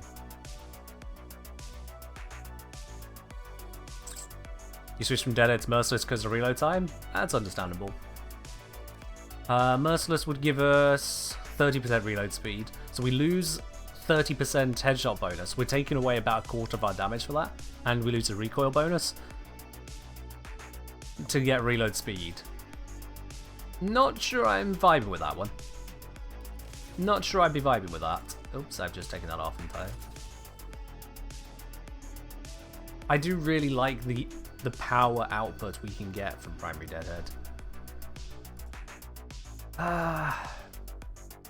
It does feel like this dash polarity is actually kind of potentially getting in the way here. Nah, we don't need that.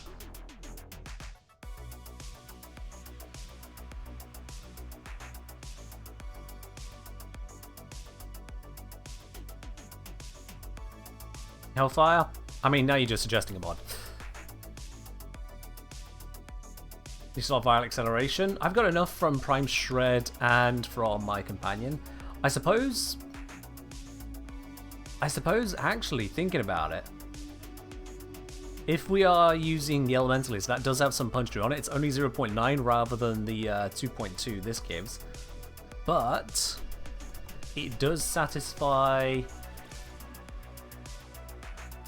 the punch through to allow us to do this, that, this, and then that. There we go. No former needed. We've lost... Oh, it's only 0.6. I thought it was 0.9. Guys. Okay, so that's quite a bit of a loss of punch through. That is significant. But we've gained our status damage. We now have even more fire rate than before. A little bit of a loss in direct damage, which is going to be painful until we've got stacks. That is going to be a weak spot here. We have lost the elemental mod that I was using. Overall, we have gained a lot of power here. I am going for that crit heavy approach and then leaning into the Incarnon effect. Yeah. Let's give that one a quick whirl, see how that feels, because if that works, then it's done. Quite frankly, at most we could consider Stabilizer, replace that for Merciless or something like that.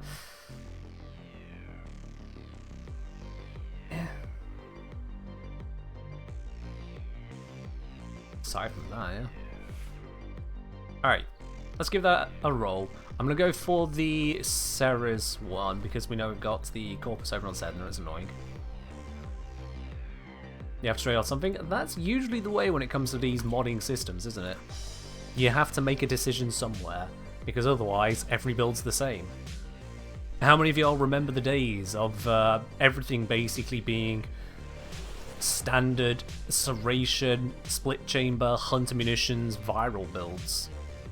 Or if you use a primer, just crit, fire rate, hunter munitions stuff.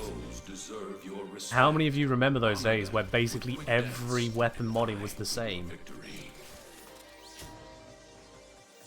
If you were using a explosive weapon, you might have primed fulmination on there instead. Sorry, primed firestorm instead.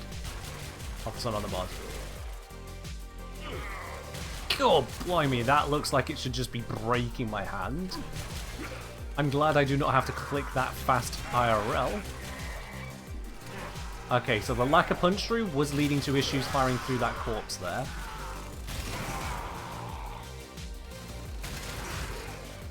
Oh god.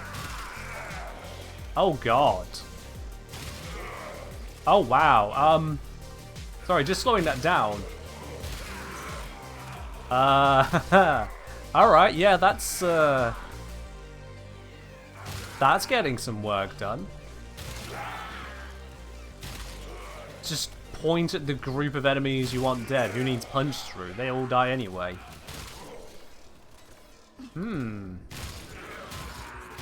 Still with aim glide arm getting in the way there. But if I get the headshot, because of all the headshot bonuses that come in as well, that feeds the proc further. Yeah, I mean, that's doing it, The only downside at this point is I'm having to retarget every shot because of the dead. Suffering from success. Also, why this tile? Why game? Why this tile?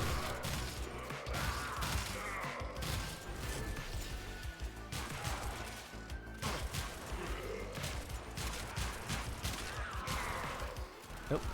Alright, you lot, charge my gun. I'll do.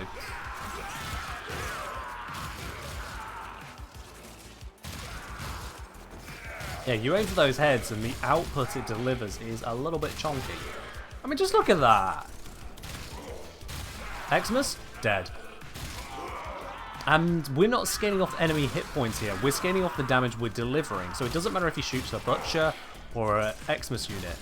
You still get the same blast wave. Each time. The only crucial bit is aiming for the head to screw the Murmur. Is this with Valence Formation? I'm not using Lavos' abilities at all. This is completely without using his abilities. I literally don't need to. I think... Have I got Arcane Avenger active at the moment? Probably do. Oh, I've got Arcane Consequence on here at the moment. Oh, okay. So I haven't even got Arcane Avenger active. I'm running Arcane Consequence still.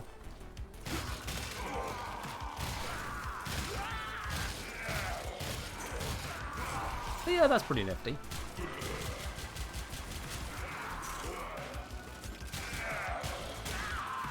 Would doubling down and modding more blast damage onto Cerberus be good?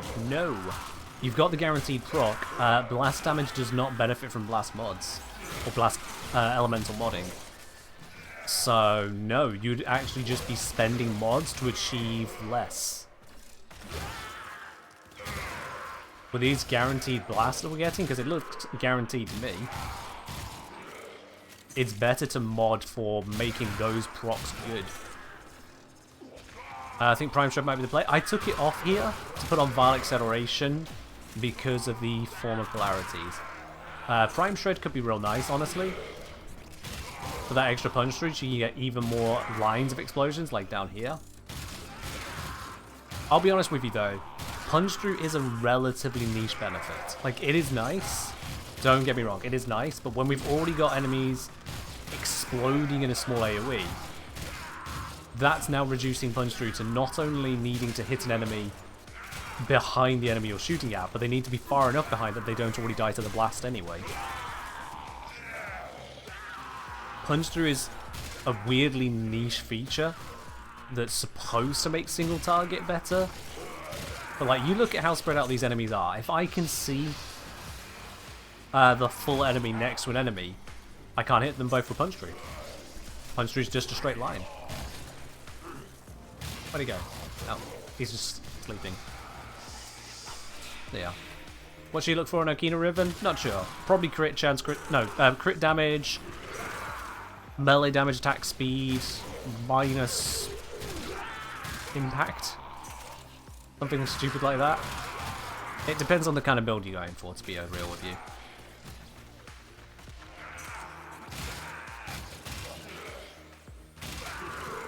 Usually crit damage, attack speed, pure damage, those kinds of things tend to be positive for melees in general, and the Okina is a pretty general melee. You can consider maybe faction if you are specializing in one of the 3 original factions. That's about it. What's our kill rate looking at? Yeah, pretty standard.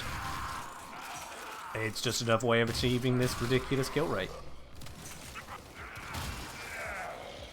Now we've added, hey, this is actually a kind of kind of AoE. AoE without the drawbacks of AoE. Sure. Just aim for the head and they're all dead.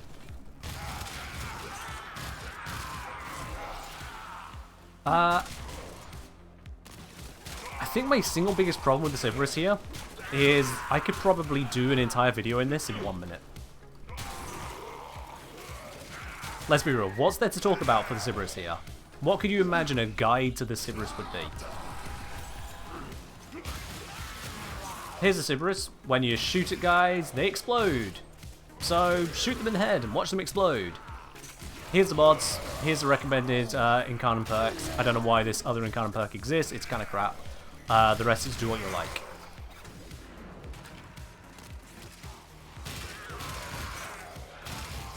That's all, folks. I'd be spending more time on the intro.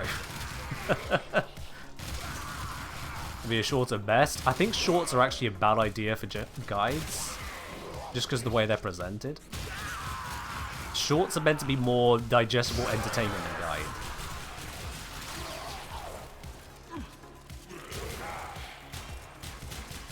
Maybe that's just me. How many of you here feel like you pick up your guides, your modding guides from shorts, if you watch them? Versus how many of you watch the shorts just to be entertained as you scroll? It's like why I did the Natrok one with Nova. It wasn't a guide on how to mod Nova or mod the Natrok, it was just, hey, look at this. You don't even watch shorts? I mean, that makes sense. Plenty of you won't. Shorts or TikTok. I'm not on TikTok though, screw that.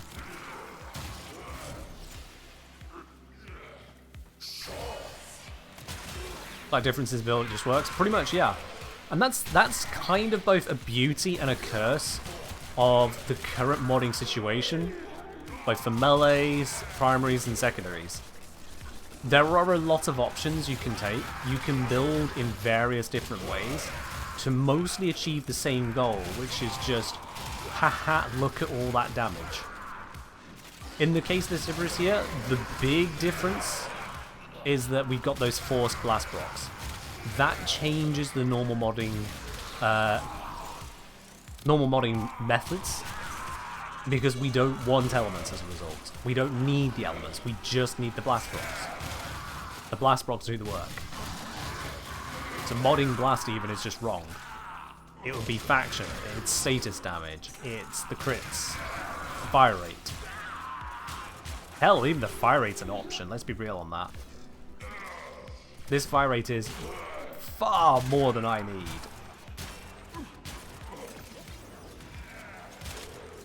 Just single tap shots take out pretty much everything at this level. Granted, we're at level 114 Steel Path. It's not, you know, top of the world. But you land the headshots and that's basically it. It's good night.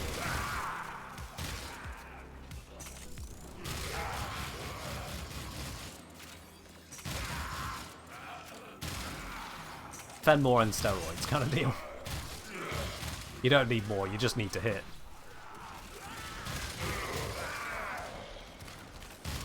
The Force Blast from Cerberus makes it work for debuff cap enemies, since blast exploding at 4 stacks so opens up new blast. Debuff slots. The blast doesn't explode at the 4 though, it still has to get to 10 to explode, doesn't it? Fairly certain that's the case.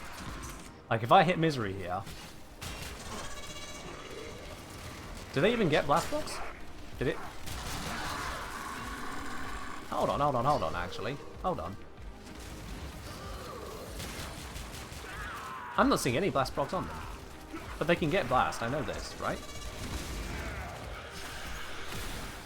Yeah, they can get blast.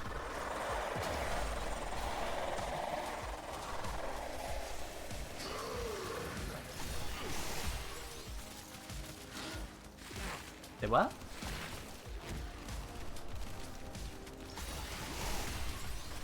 Oh, was I not in Incarnon at the time? Oh. Right, there we are. I wish I could spawn those in Simulacrum. It makes so much easier for testing. They could not do this without you. God damn it. God damn it. I guess that goes to show just how different the modes don't feel. It's just one of them explodes, one of them doesn't.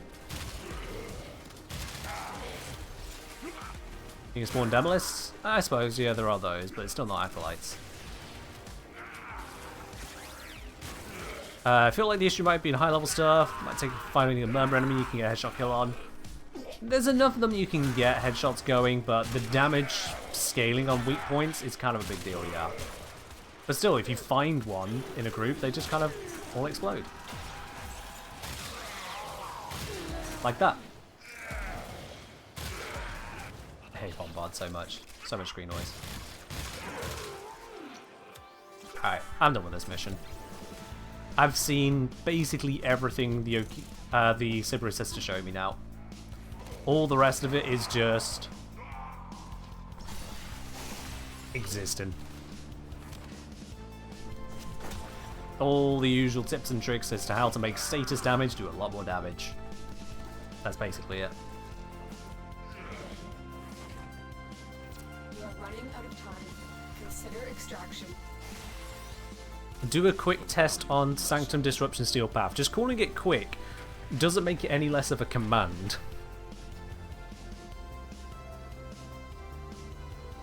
But sure, why not? Would I please try out the Steel Path Sanctum Disruption? I can abort after a demo list. Oh, I can I? Oh, thank you. I'm glad I have your permission for that, Clearcaster. Thank you very much for your permission on that. Is there anything else you would like to send my way now? You've demanded that I go ahead and do this mission and given me permission as to when I can leave it. I won't. Anything more you want to add into my stream? How about you tell me how I run my music? Fun fact, you actually can. Dumb question. Just got the Okicore, but no idea how to build it. It's lost on how to. Did I do an Okicore guide? I can't remember.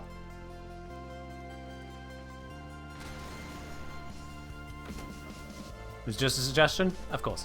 Of course it was. Yeah, of course. Haven't done a guide on it? Alright then. Get the Okicore, get the mods, and then kind of crit fire rate, maybe corrosive, whatever you want to do with it. Was it in the Hydroid video? I might have put it in the Hydroid video.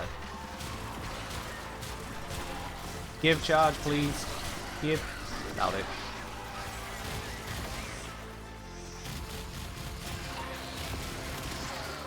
Okay, the problem with this is getting the deadhead charges, but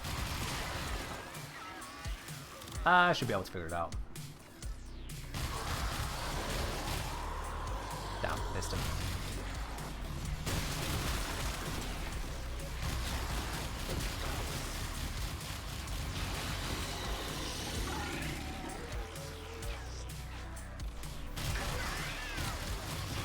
I still, to this day, find it ridiculous that D added in such a headshot missing faction after introducing Incarnons. Like, why would they have so many enemies without a headshot? If it was one or two, you'd kind of understand. But it's so many of them.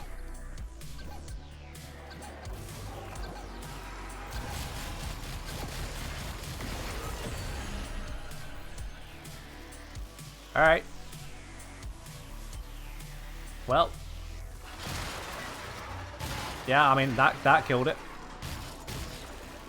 And that's with the usual solo disruption issue of having to run so far away from all the enemies. Meaning some stacks start to run out. Look at this, look how far I have to travel. Just to throw this key in. And now I've got, what, one enemy near me because he got stuck? And that didn't count as a headshot kill, okay. There we are, that one did. Where are you coming in from? Where is it? Here you are. Hey, I'm shooting you. Yeah, that seems pretty good at taking them down. Granted, this is solo mode. It'll probably be even harder in a group. Because I think there's some kind of damage scaling or health scaling they have that's invisible but actually there. Another weird mechanic.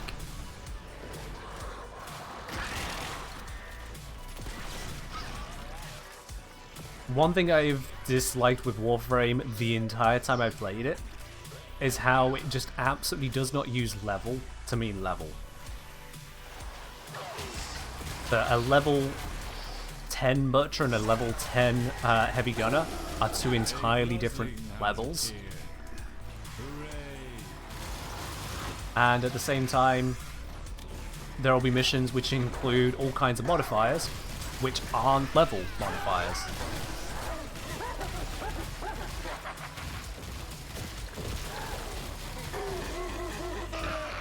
You wonder if Necromex can reach 100% damage reduction? No idea. No idea on that. Yep. Gotta go all the way away from the enemies again. How my stacks doing? I have no deadhead stacks. Because the Gruzzling kill was not deadhead and I spent too long dealing with it and everything else. Anything I can... Nope.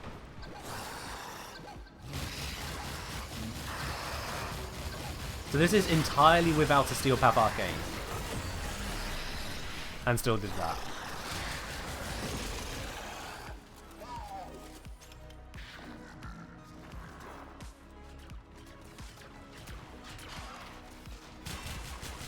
How is that not a headshot? Instead, it's a non-shot. The very design of this enemy, why is that glowing central core that we kill with a mercy kill not a headshot? It's a bullseye! It's a bullseye waiting to happen, and it's not a headshot. That's like putting a waterfall in a game, and not only is there no treasure behind the waterfall, you can only halfway clip into the waterfall.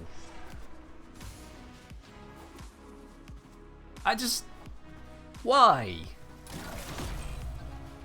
Explosive necromech coming for that. Those are supposed to be all head? Put it down. Far from it. Oh goody, I've got no deadhead stacks again, because I'm getting the keys too quick and not getting enough headshot kills. I think actually dexterity might be the arcane to use for this. If you're doing a solo disruption, I think the dexterity might be the way, because dexterity takes so much longer to run down, and it comes from just basic melee kills. Merciless, no good. You'll be running out of that just in the time it takes you to go get to the Necromech. No good. Deadhead, as we see, the number of headshot issues. Here it's just a problem. I know that it should feel like you shouldn't take that long to get from killing enemies to picking up the key to plugging it in to get into a Necromech, but it really does. It really does take a surprising amount of time. Is there a secondary outburst for her primaries? Remind myself exactly which the outburst is, because I'll be honest, the names have started blurring together in my head. Outburst, on, swap, consume combo, give crits. I'm not familiar with anything like that for primary, no. Primary arcanes tend to be a bit worse than secondaries for some reason. Just like primary mods are worse than secondaries for some reason. If you put an Incarnon adapter to a weapon, does it matter if it's prime or not? Yes. In almost every single case, the most upgraded weapon you can put it on is the best. So a prime weapon will typically be just the best you can put it onto. There are some edge cases around that, like for example the Sancti Magister tends to be a worse pick than the normal Magister, but that's about it really. In most cases, the most upgraded version you can find is the best one to put it onto. If you don't have the most upgraded version, however, say if you don't have Sybaris Prime but you do have Sybaris, normal Sybaris will still get plenty work done as an Incarnon, but it will be missing that top tier power. That's the way the stats are designed on it. So like these stats here, also yeah, I might want to get rid of that. These stats here, giving base crit chance and Sayers chance, those will be higher numbers on the normal Sybaris to make up for its lower stats. Dex Sybaris, side grade, Sybaris Prime, good question. Good question, to be honest. Better on the reload. Better on the crit chance, much worse on the status, slightly lower base damage. And I don't know what the stat buffs are on it. Let's see here. Don't tell lie, according to the wiki, that one perk I just pointed out doesn't actually change between them. It's only the status one which changes between them, apparently. But then the wiki also has the wrong number here.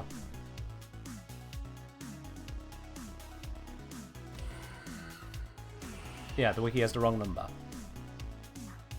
Thanks, wiki. God, Sans.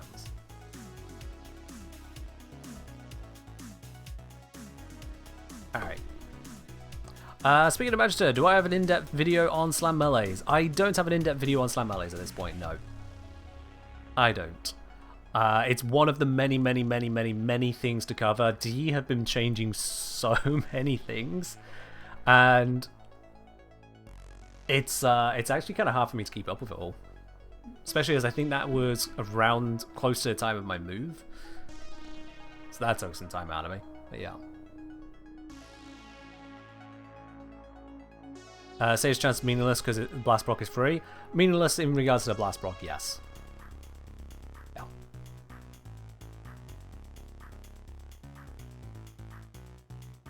According to Arbitrary on the Discord, Prime has a shorter burst delay. Sure. Though burst stats get finicky.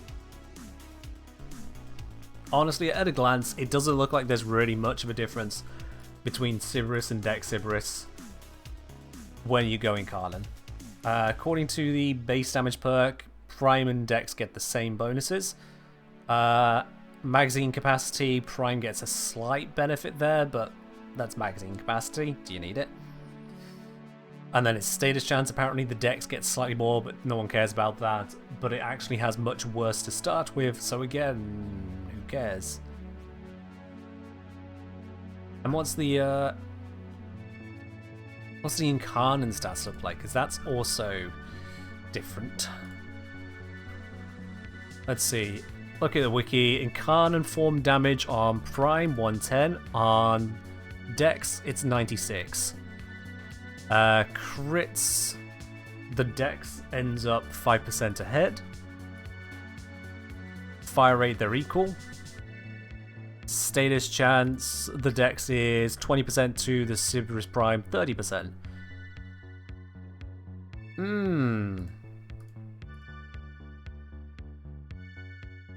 Hard to say.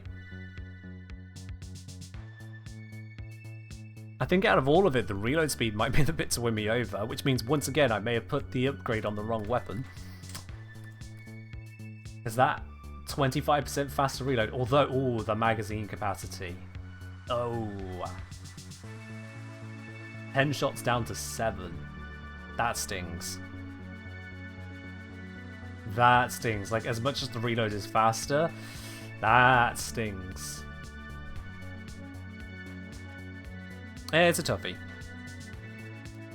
Check the post on the Incarnon page, wiki, you can just do it. The post. I don't think you quite understand how to describe things. The post. I don't know who's or what post I've been looking for, so I'm not going to look into that. But yeah, overall, I don't think there's too much between them.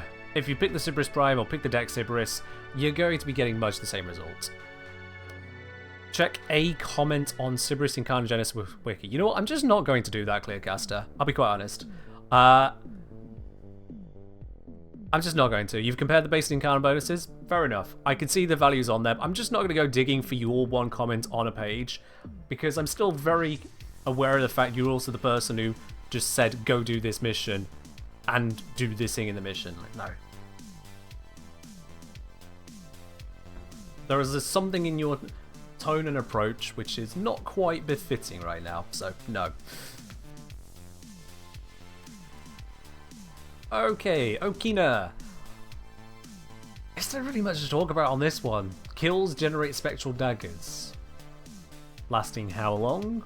Dealing how much damage? Giving us any information?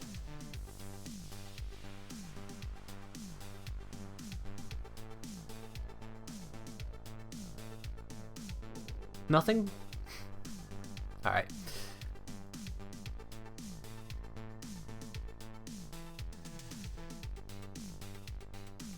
Okina, Incarnon, Genesis page. Maybe someone on the wiki has already dared to look into it and decided to say what it actually does for us. Kills create a dagger that briefly orbits the player before flying off towards an enemy. Oh, okay. Orbits the player, right. Applying 10 cold stacks to the target, which explodes in a unknown radius, applying 1 cold stack to nearby enemies. okay, that's definitely not what the in-game description has, and suggests that it's a consumed dagger. What? That is significantly different to what the in-game description would imply to me, because this is a dual dagger. So when you say kills generate spectral daggers, I'm immediately thinking of what's that bond mod? The companion bond mod, which makes extra copies of your companion when you spend enough energy. I forget the name of it right now. Three people are going to type it in chat in a sec. Duplex bond, that's the one. 1, 2, 3 people. Hey, called it.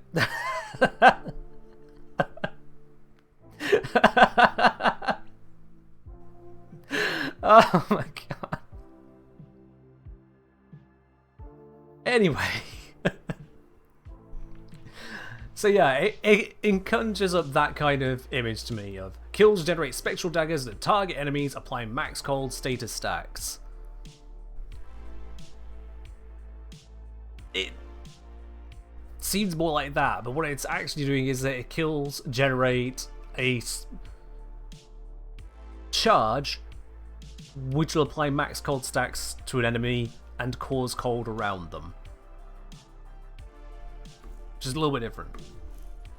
Operates more like Baruch daggers? That does seem to be more like it, doesn't it? If I go into Simulacrum then, let's just get a visual on this, and I'll remember to de-equip Verglass, because otherwise that'll go wrong. Get an exact idea what's going on with that. You love this weapon for melee influence? Fair do. Yeah, still have yet to try that.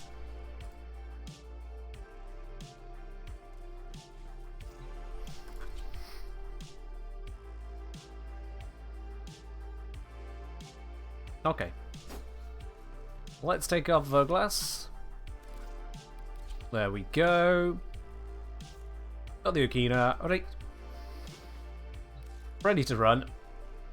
Yeah, 5 shuffling fragments. Level 19. That's just easy peasy kills.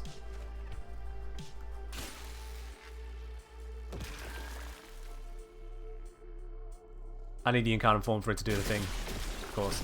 Dirt. I need that. Getting a hell of a lot of combo.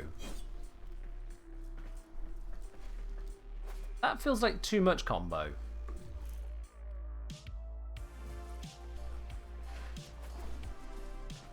Hold up, hold up, hold up, hold up, hold up, hold up, hold up, hold up. That felt like too much combo. Oh yeah. He was jumping straight into the initial combo, that's what it was. I am not used to initial combo changing midway through using a weapon. It's fine. Okay.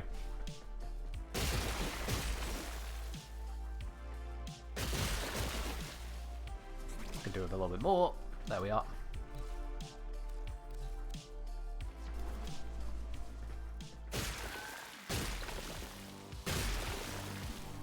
Yeah, that's the combo gain I was expecting. There we are. Okay, Incarnon form active. Beautiful. So now, kills with it. We go. Bam! Ooh, fancy animation. What?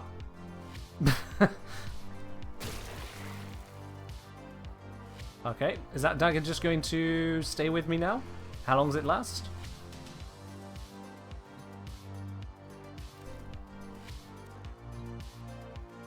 Okay, so what's the range on this? How far does it want water to attack?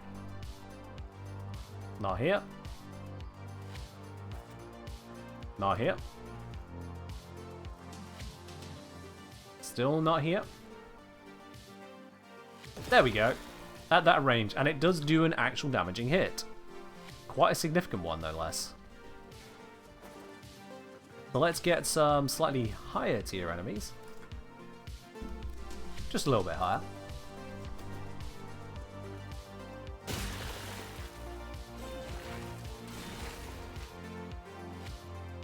Yeah, I mean, that's not terrible for the damage output. Okay, no. No, it's actually significantly lower than the weapon damage. I take it back.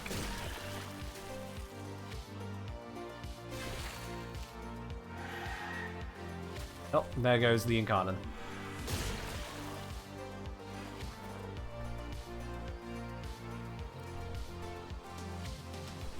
So what procs are we getting here? So I'm seeing electric, cold, and magnetic there.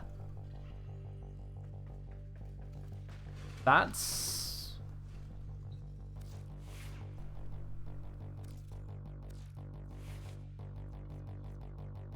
impressive.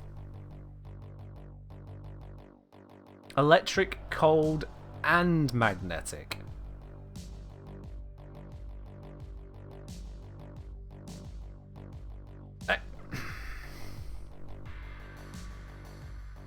How does that work?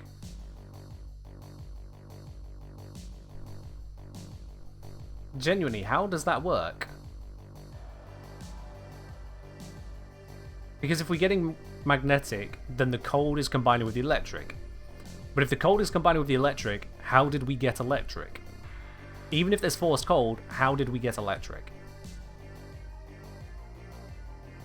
That's the big bit you gotta answer for me there before start just saying things in the chat. Don't act like you know what's going on if you're not going to answer the electric bit. Magnetic requires cold plus electric, but if that's coming from our modded electric, the electric should be gone. That's how that works. So, what the frick is even happening there? Electric proc the magnetic? There's no shields or overguard to brakes, and no, it's not that. At least it shouldn't be.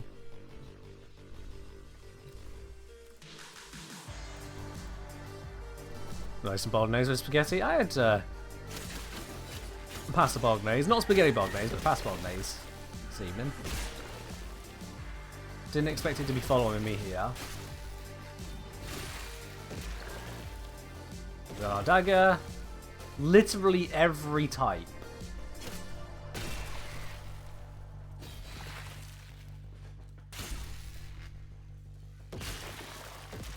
Getting our kills, and that leads to daggers. Daggers do just basically whatever they damn well please, isn't it?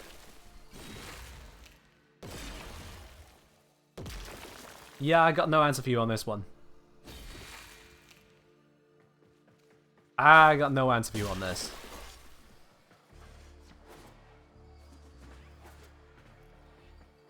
As I was saying, guesses AoE cold and force cold. Electric makes magma force cold. It directs something else. Maybe it's a few AoEs work like that. Maybe. Unfortunately, then, that means we got a whole bunch of damage types and stats going on, which just aren't here. Invisible damage information, once again. Ugh, my least favourite.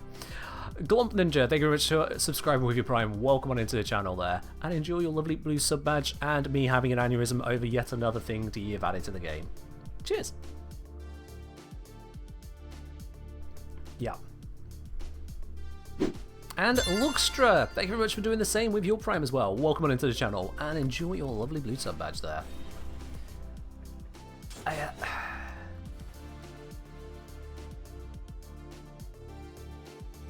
I'll be honest, when it comes to things like this, I'm reaching a point where it's almost not worth investigating the details. It's genuinely almost not worth it. Because ultimately, you can just say, hey, look, yeah, you get some extra procs. They don't do a lot of damage compared to, you know, just swinging your melee, but procs happen. Enjoy your extra procs until you decide 2 years from now, actually, that was a bug.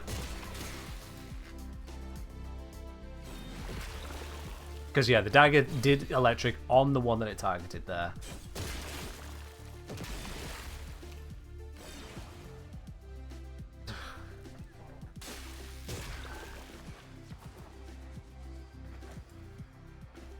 Ultimately, you just slap melee influence on there and be done with it? Pretty much, yeah. Which I still have forgotten to do, so there we are. Ta-da! Am I running condition overload? Not at the moment.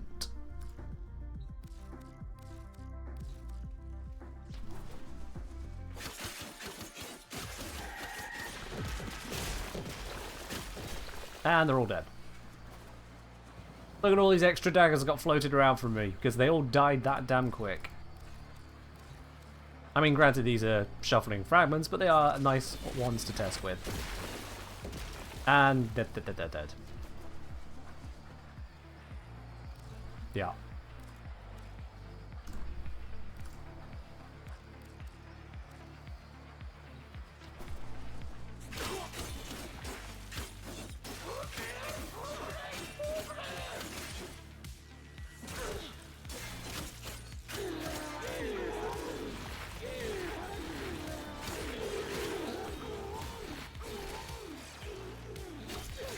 Just a lovely little cascade of damage. Not terrible. Not even leaning into it at this point. Alright. You hate how good melee influence is and how bad its competition is? Yeah. Melee influence does feel exceptionally overtuned as an arcane. Exceptionally. 20% status chance for elemental melee status effects to apply to enemies within 20 meters for 18 seconds. That's 20% just to trigger it, and then it lasts for a full 18 seconds, and it's 20 meter, no line of sight AoE for all elemental procs. Is Okina specifically good on Lavos or just by itself? I haven't been using Lavos for these effects so far. Lavos has just been the Warframe holding it. We can see what it does with Lavos. Let's add in a Tenakai as well, just real quick here. And now let's do Lavos. Let's do Lavos things.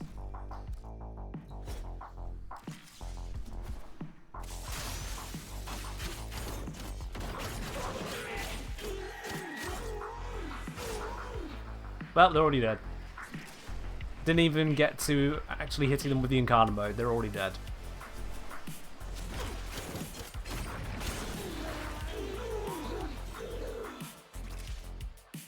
Yeah, there you go. Melee influence go burr.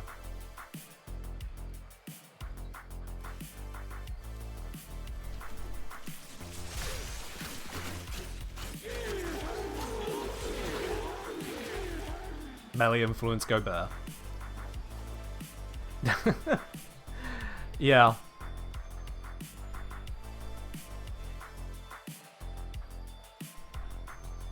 Do kills from the spectral daggers propagate the effect by self-replenishing the daggers? I don't think so, no. I don't think so. Let's grab some butchers. Because I've got a bunch of daggers at the moment, so if I grab a bunch of weak butchers, we'll see if I end up with more daggers or not.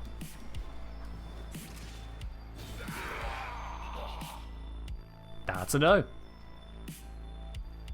If the dagger does it itself, that's a no.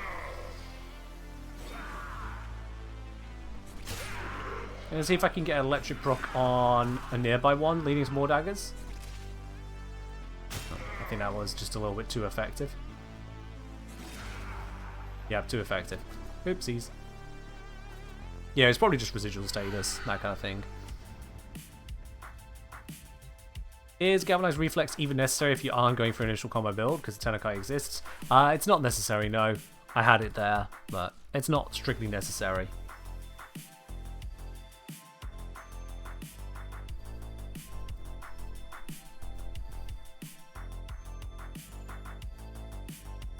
Yeah. If you're using Tenakai, it's just not necessary. But you can go, Discipline's Merit, always a nice one to use. And there, let's see. So what we got on here at the moment? We could replace that. We got our range, electric, more electric, which might actually just be unnecessary. Let's drop that. Weeping. Blood Rush. Who needs range anyway? And where's my crit damage? Was I running this with just that for crit damage? Yeah, it works. Oops. Once again, can't spell crit. Critical damage. Discipline's Merit. It's going to make it where I can't easily fit that. Let's just... We'll go with Mentor's Legacy for now. That fits. Wonder if range affects Spectral Dagger range? Good question.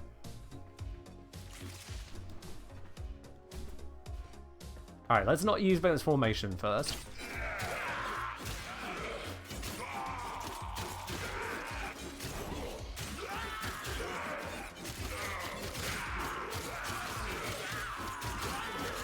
So this just makes getting that initial combo to hit, what's it, Incarnon take longer? Getting that starting combo, but you know, it's fine.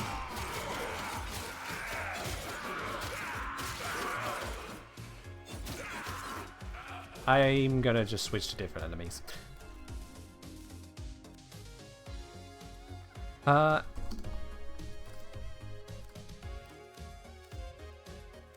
Yeah, just whack it all the way up to the max, why not? Who cares?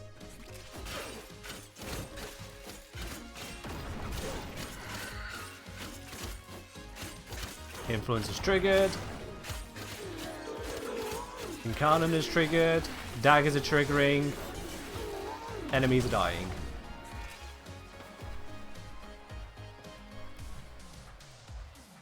There we are then.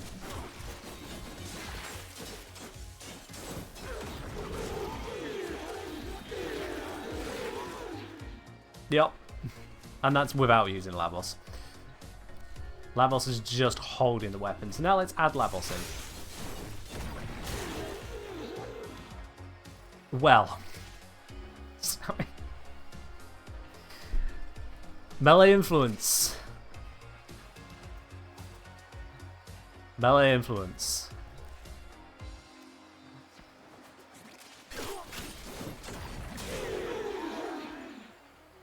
Yep, melee influence. Lavos was just waiting for Arcane like that to exist and just turns it into God mode.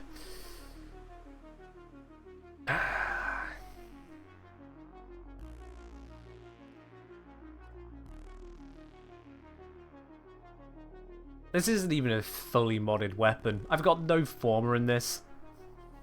This is zero Forma.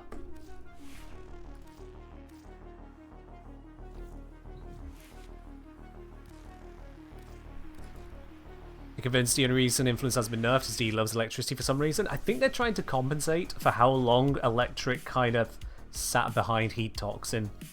Toxin is the Corpus shield bypass. If you want to kill Corpus, you bring Toxin. And then with Heat, Heat just sits with Viral on everything.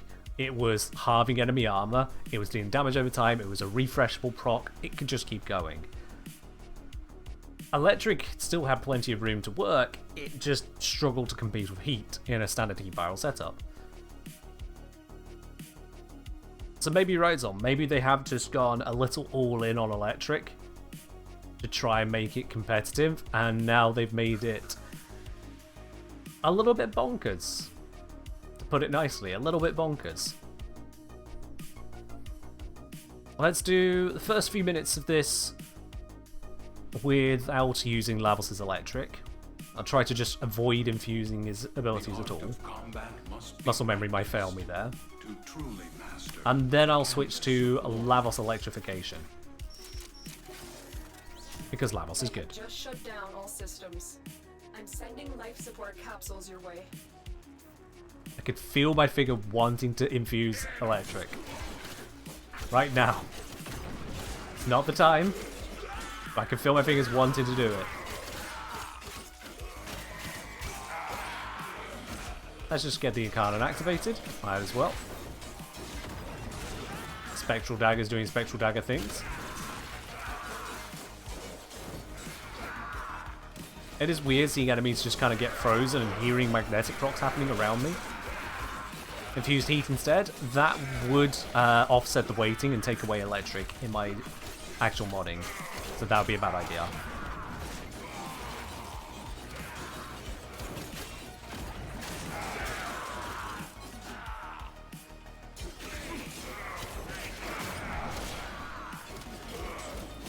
So this is just the weapon for the weapon's sake. Lavos is only holding it. Nothing I have on Lavos is giving any benefit to this. We've got Arcane Grace keeping me alive, Arcane Consequence giving me parkour. And I'm not using Valence Formation, so we are just seeing the effectiveness of the weapon when you don't have to constantly run for your life. Is this without the status Evo as well? Quite possibly, yeah, actually. I'd have to double check which Evos I'm on at the moment.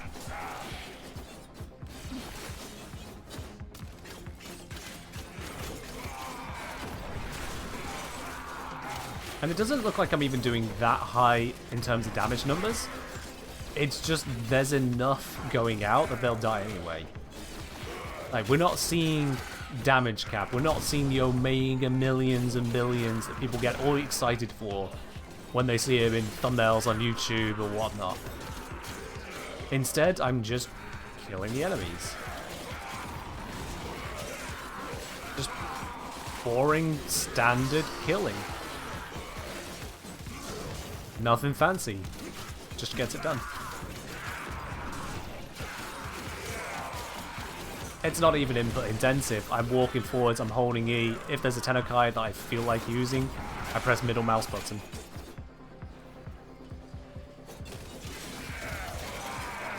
I just kinda go.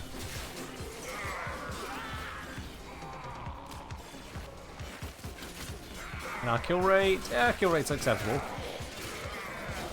Our kill rate is currently acceptable.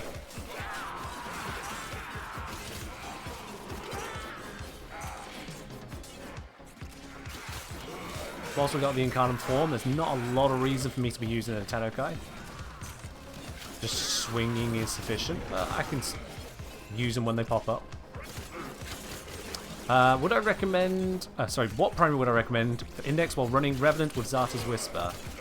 I mean, Revenant Zarta's Whisper is just very basic generalist. Put it with anything you damn well please. A weapon I really like for the Index is the Foreman Prime. Or Foreman if you don't have the Prime. Because you don't need to be running the Index on Steel Path.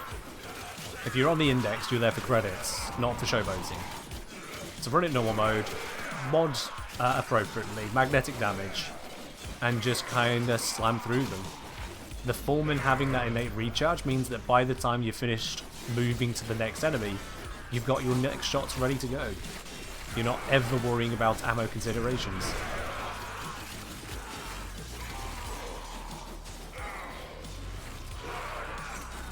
Does it let you do Steel Path Index? I think so.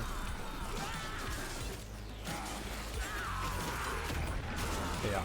There are plenty stronger weapons, but if you're at the point of farming the Index and trying to find a weapon suitable for you, you may not have access to all those stronger weapons, whereas Foreman, very accessible, very keepable. There's a reason the Foreman family is my most used set of weapons. Right, fancy, gets it done.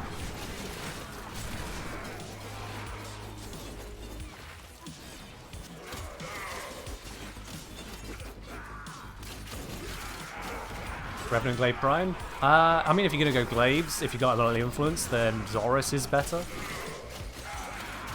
But yeah, Glaive Prime still slaps as well. It didn't get nerfed, it's just other things exist.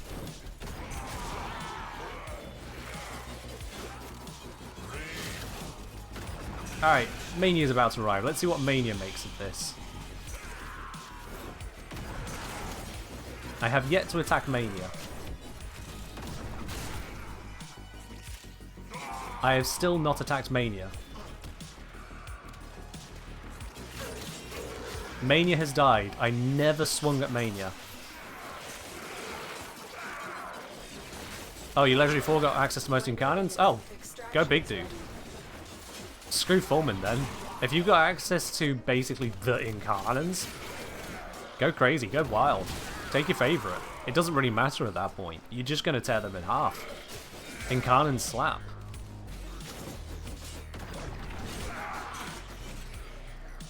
If you find yourself in a non-Steel Path mission with an Incarnon weapon and you're not doing enough damage, you're probably doing it wrong. It ain't the weapon's fault at that point. So we're getting plenty of kills here. Let's turn on Lavos. Time to use his abilities. I accidentally just threw away all my combo.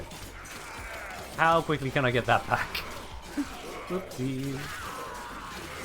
Oh no, the enemies are dying so quick, I'm not building much combo. No! Give me my combo back. I need it.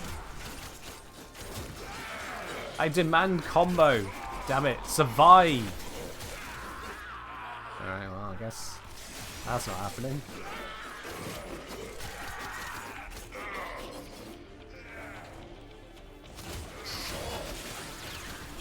Give it. Give combo. Give. Alright, now give Tenakai, because I don't want to spend it all again. Thank you. There it is. And we're back into Incarnon mode. What about some blast on those daggers? I'm currently using it for the electric, just kind of doubling down on that. That way we're always getting melee influence as much as possible.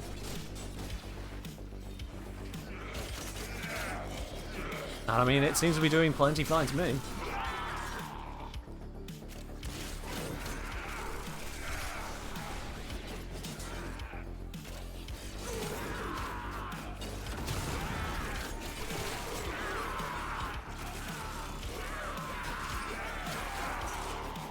Yeah, if anyone wondering if the Okina is powerful, it is. With appropriate modding for Steel Path, certainly if you just go melee influence electric, the usual kind of approach, it cuts through things. Quell surprise. The freezing effect, I think, would matter more if the enemies didn't actually just die. Let's be real.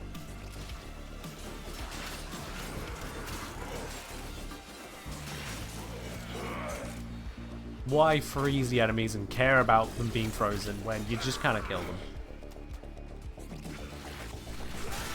You chose Sybaris and Sybaris? Well, the Sybaris also cleans up house, so don't be upset. And you can buy the others for 120 plat each. I bought all 6 of them flat. I was like, just give me it. Just give me it. I wasn't messing around.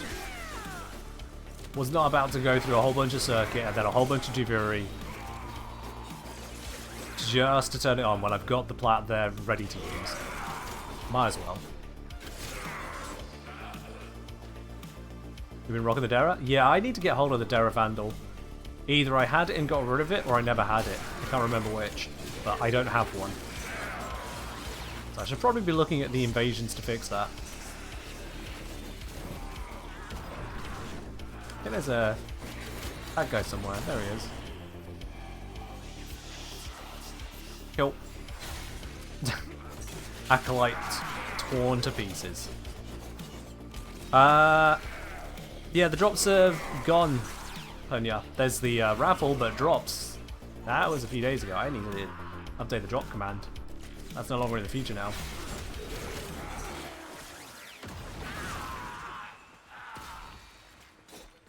Yup. Alright, let's try this on Blast. Does that give us something notable? Or is it just kind of damage numbers everywhere but same amount of kills?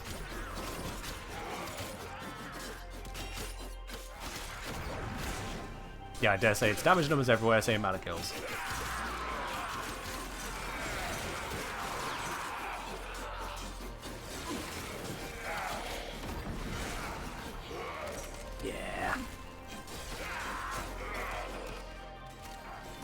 So if you want your screen to be even messier, you can use Blast from Lavos with electric on the weapon and just have influence kind of go silly.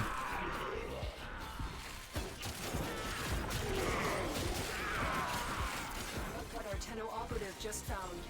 They could not do this without you. Your friend said Dara is trash. Were they doing Dara Incarnon or did they just try using Dara?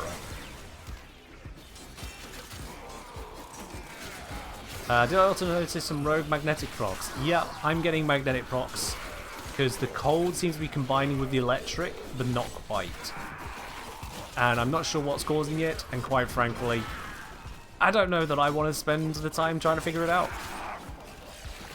For all I know, it might just be a bug. And then after all that time spent figured it out, do you go, oh yeah, we knew about that bug, we just haven't got around to fixing it. Thanks for letting us know. And then they fix it like 2 hotfixes later. If you can't tell, I'm a little bit jaded on being QA. I'm a little bit jaded on testing things, trying to figure out what exactly is going on for it to turn out to be some kind of bugged interaction. I'll look at what we get rather than how, and just be happy with it. And if that sounds like an anathema to what this channel is, well, it's called being practical. So, actually I'm doing it smartly. He built Dero, Vandal, Incarnon specifically? Okay, fair enough. Well, if he's upset with it, he's upset with it. It's a shame he didn't elaborate, so you don't know anymore. I don't have it yet to demonstrate.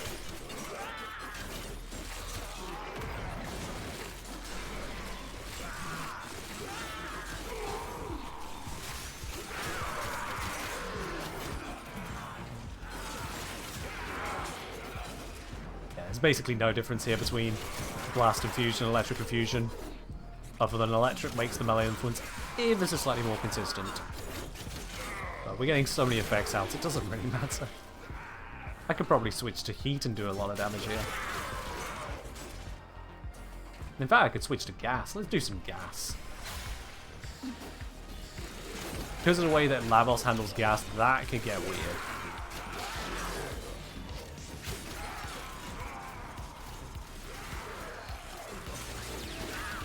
Well, I've certainly filled my screen with some gas.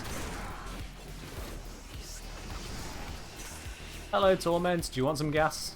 I got gas for everyone. Torment is almost already dead. Yep, Torment has already died.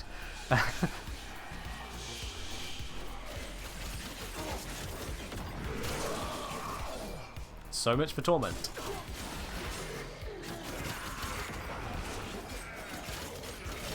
Daggers with tasty red crits. And this is no Arcane Avenger either. It's not like I'm cheating at the crits with those.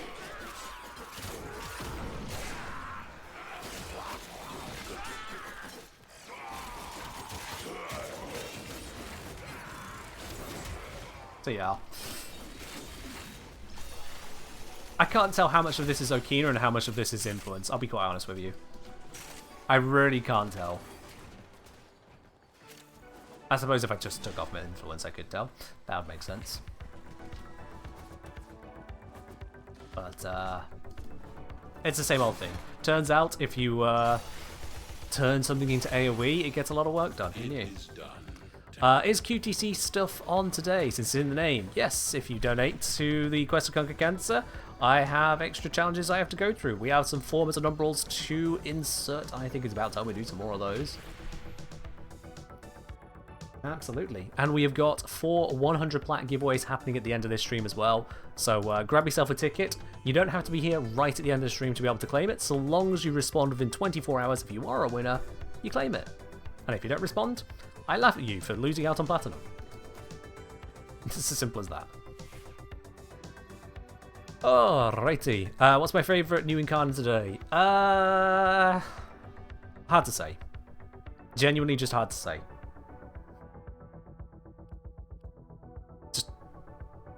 Yeah, I've tried out 2 of them so far. Sybaris, inexplosive. Okina, stabby sably influence. Also, weird daggers that are somewhat poorly explained. Yeah. Cheers, Royosh.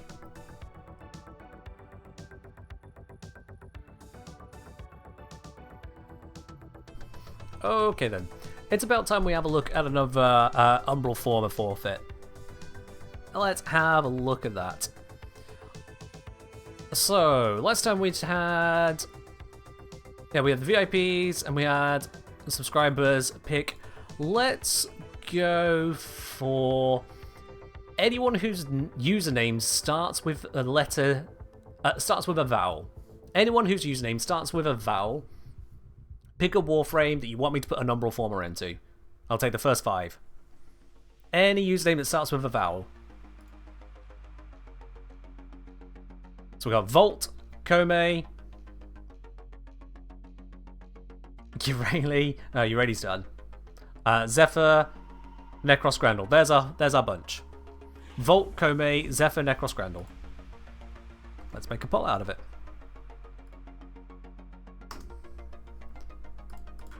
Volt, Kome, Zephyr, Necros, and Grendel. Alright, now chat, here's your poll. Which to Umbral? Please be kind. Although I'm not sure if any of these options can be considered kind. You have other Euryale? We have enough Euryale. We have enough Euryale. There are 8 Umbral Formas and a Euryale. I'm not doing any more of those. That's just... You've had your bit. None of them start with vowels? Zom, the usernames start with vowels. That's why I was asking those people.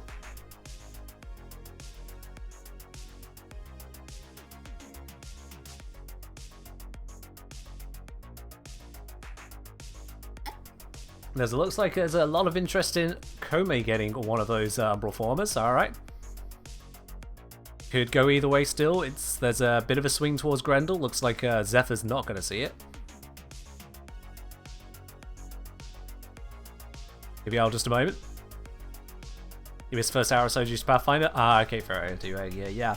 Well, Umbral already happened at the start of the stream. And there we have it. Kome is selected. Alright then. Kome's getting Umbraled. Before I've even done a guide. I've done nothing with it so far. I tested it and fiddled around and yeah. Where did my actual build go? I swear I made a build.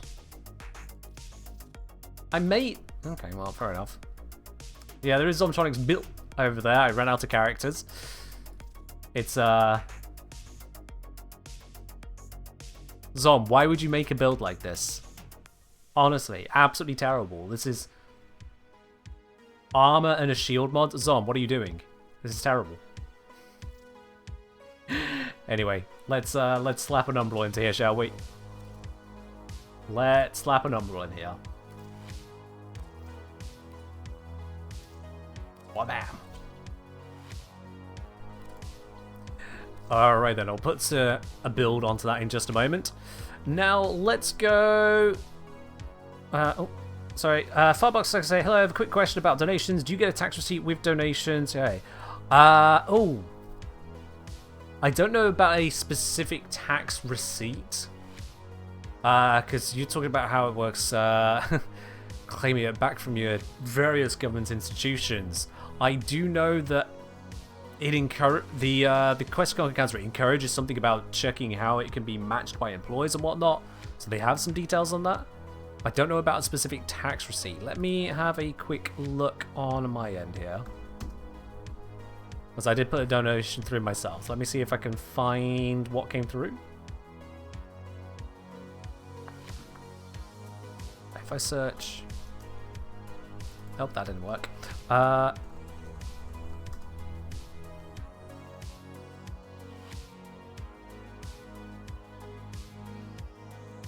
Yeah, so the email that comes through states, no goods or services were received in exchange for this donation. The full amount of your contribution is tax deductible to the extent allowed by law. Please retain the receipt. And yes, it does come with a PDF receipt. There it is. Yeah. So yes, you do get a receipt to use. It is in your email. You then need to check for yourself how you can use that within your country's tax system. There you are. It has got information there. I'm glad I could answer that one for you. It's a little bit esoteric, but at the same time, completely applicable. And for once, it was all right there. I didn't have to go digging through 5,000 wiki pages. It was just right there. Ah. Anyway. That aside.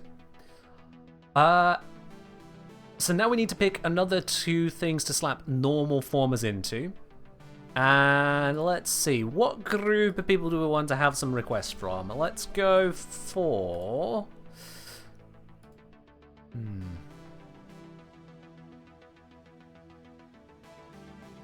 Let's go for new bros. If you have no sub badge or a blue sub badge,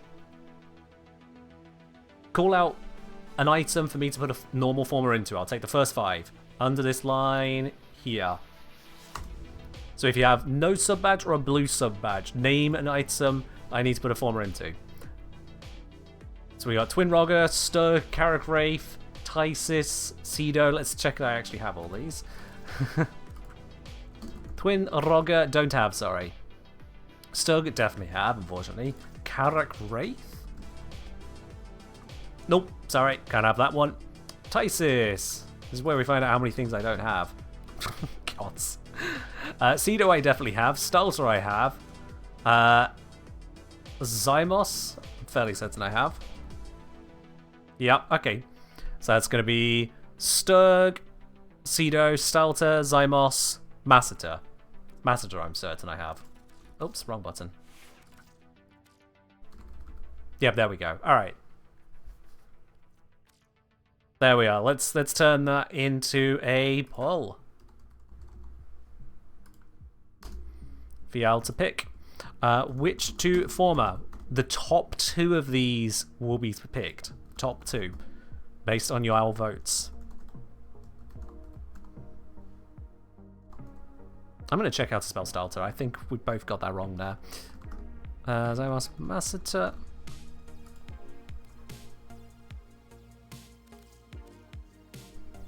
Stalter. Oh, I got it right. Ah, sweet. There we are. Poll is up. Poll is up. Make your choices. Make your choices. Which 2 weapons am I going to be putting a Forma into? Am I going to be forming the Stug, Cedo, Stalter, Zymos, or Masseter? You can pick 2 of those. Well, you can pick 1 if you want to spend spanners for more votes, you can. But the top 2 by overall votes are getting picked.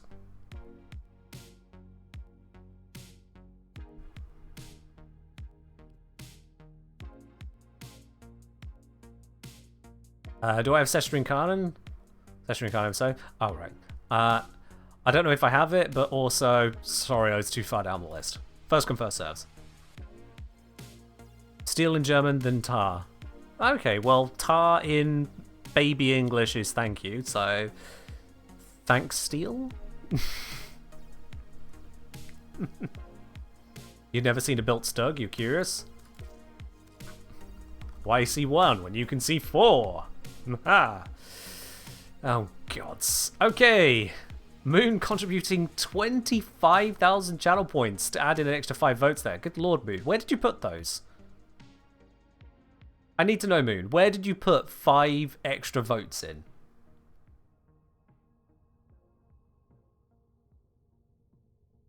Back pocket. Okay, fine. On Stalter. Alright then. So, it is indeed Stalter and Stug which have managed to take the stand here. So Stalter, up you go. Stug.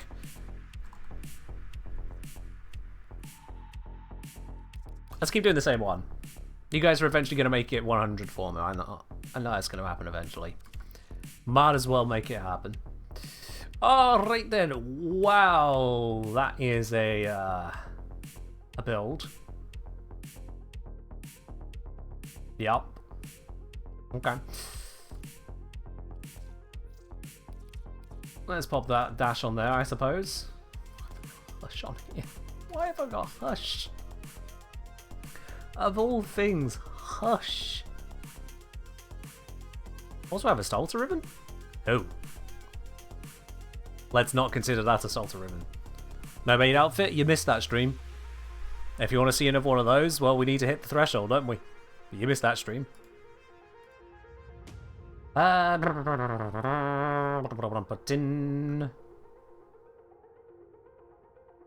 on, wait.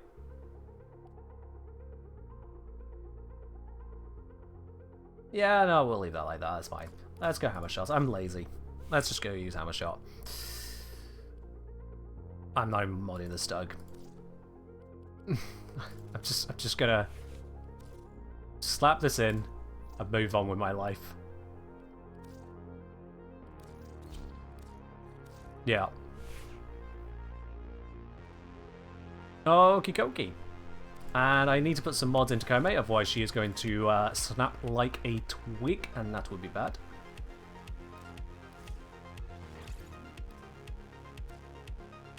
I'm going to cook with the Hush mod. I mean, the Hush mod is kind of funny on the Stalter because, you know, big boom, but silent. But still, yeah. How am I finding Kome's gameplay so far? Honestly, I didn't vibe with it.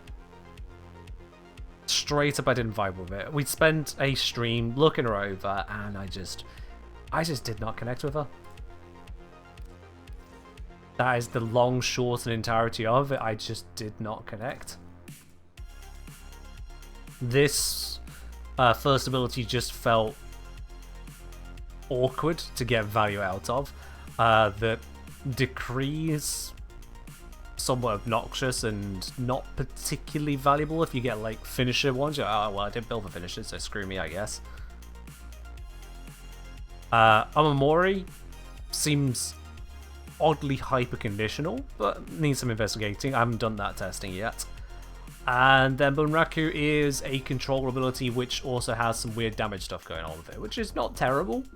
It's not terrible, but it's a bit odd. Yeah. Did I build a strength build, Komi, because strength is bad? I'm just slotting this in because I've got the Umbral polarity there, I'll be quite honest. But I know that strength doesn't really have a lot of place on her because the damage on this is going to be anemic. The damage on this is better, but it mostly comes down to you wanting, was it range duration? If anything. Yeah. Shouldn't I do fiber instead if I don't need the strength? I will figure this out. You might notice that I haven't finished the build. So, like, give me a sec. I will continue putting mods in, and a build will come together. It tends to work that way. Don't you worry.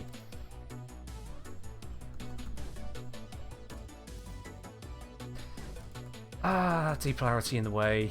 So we've already got 3 Former on this goddamn thing. Screw that.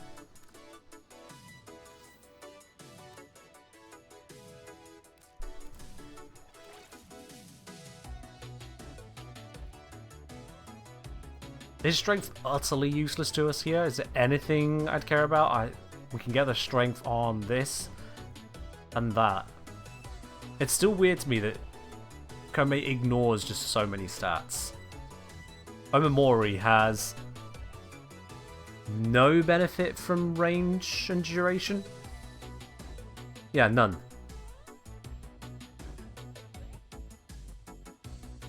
No benefit from range and duration. This has no benefit from stats entirely. So that leaves us with just Bunraku and Kumihimo. That's wild. That is wild.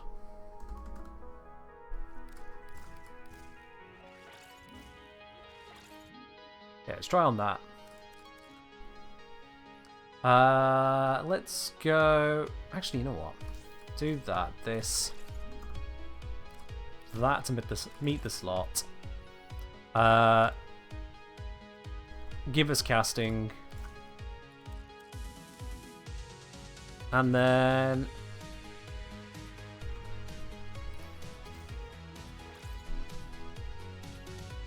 Do I even need the Prime Flow on here? I don't think I need the Prime Flow. No. Yo! Yo!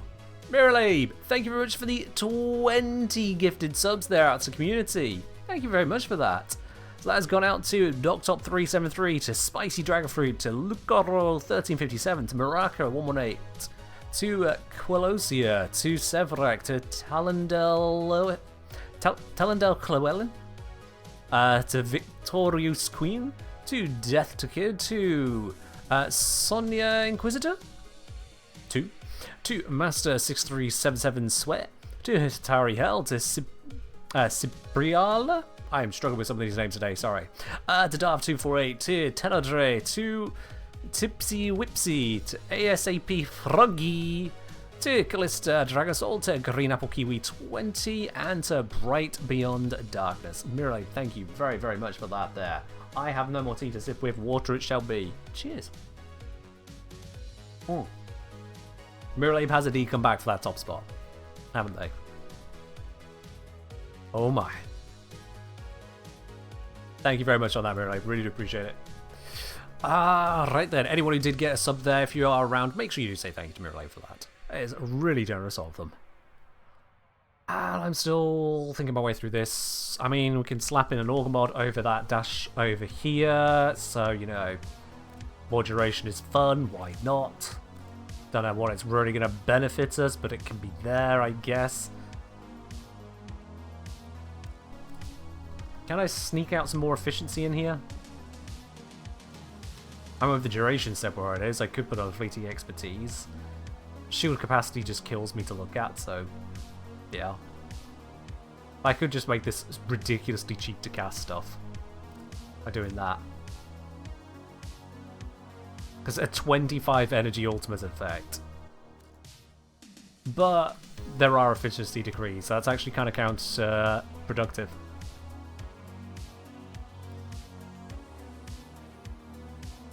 Oh, I haven't put in adaptation.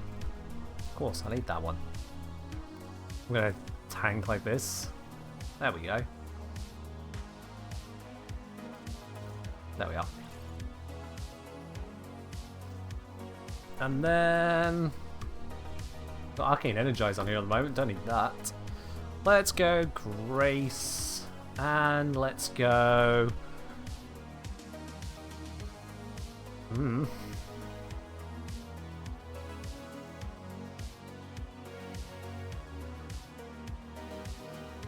Solid consequence, just to body jump around. Honestly, I don't really vibe much with Komei, so this is all a case of just having a build to go level it. Anything you wish a future frame to have, just like levels of the Alchemist frame? I've not really put too much thought into that. Yeah. What does strength even do to Komei? All abilities rely on dice rolls. As far as I can tell, strength gives you damage on 1 and 4. Actually, no, it doesn't even give you damage on the 1, does it? Does it? No, I thought it did.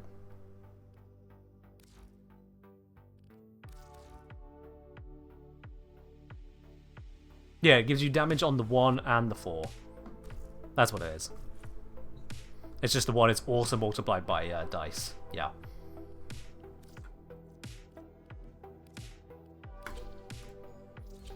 I have a question. What other tools do you recommend beyond energy packs and specters for long duration missions? Sorry if I interrupted something important.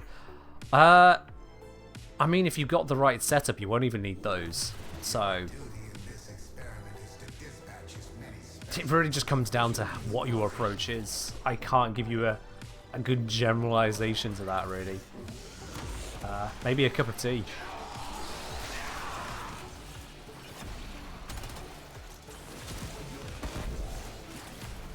What a lovely mess this makes. Let's get ourselves a decree. Destiny Lines! I seize the decree! Hey! And rolling reloads the equipped weapon. Not a terrible decree to have with such a weapon as this. I can just spam out these shots.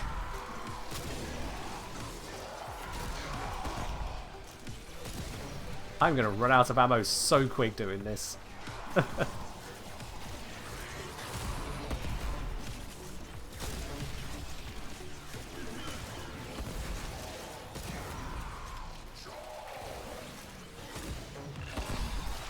Let's get another decree going. Kill 31 enemies whilst airborne.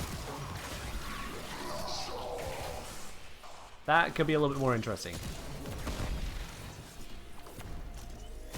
Apparently I'm on 1 after all these shots.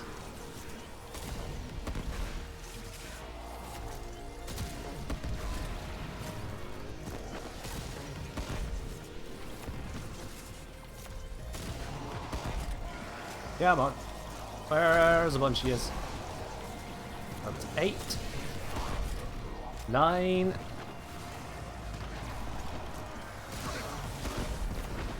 12.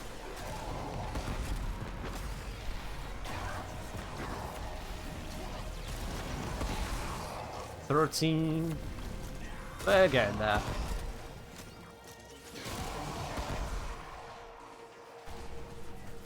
What do you get if you subsume her? I think it's the Omamori.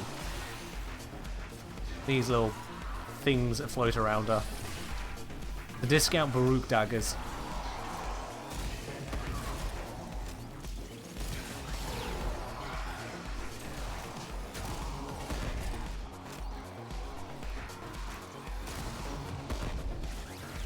On 16 of these kills? Come on. Well, I wasn't airborne for that, so that's on me.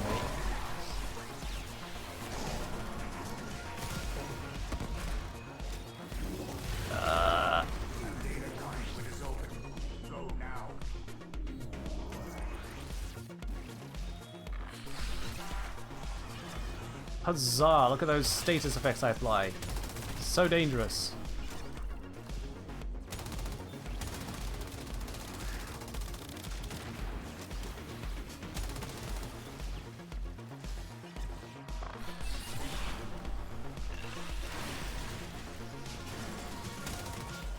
Where? Oh yeah, when I aim in, they vanish. I was about to say, where did the strings just go? No, it's because Zane glide. That makes sense. I understand that. Broski, please. Broski. Some while airborne mods would be nice for SAS. Yeah. Imagine if, whenever you got the challenge, it also gave you some kind of buff to assist with the challenge. It's like you temporarily gained plus 100% aim glide duration during the airborne ones. You gained wall latch time. Or gained a damage bonus whilst meeting the criteria. Like if you're airborne, gain 100% damage, multiplicative. That would make these challenges more manageable and feel a little bit more rewarding than just getting the degree. During the challenge you get a benefit. That'd be cool. But now I'm just giving you ideas of things you could have had but you don't have. There we are. Finishers... For God's sake. Finishers deal 20% of enemy max health as heat damage. Great. Kill 36 enemies within 10 meters. Okay.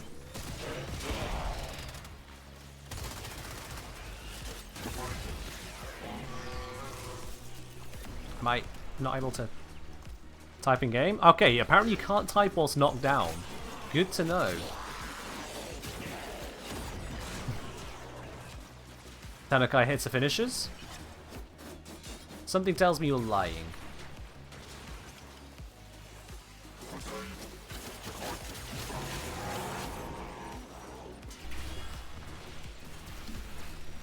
Gotta be polite though to those. Say thanks. Isn't a finisher supposed to finish off the enemy? I think it's in an AoE around. If I have a quick look. Yeah. 20 meters around the target. It deals. Oh, I can't see anymore because UI overlaps. Yeah, it deals 20% of the enemy's max health as heat damage with status 20 meters around the target. So your finishers become AoE. I got found on the squad. Looks like I got 3.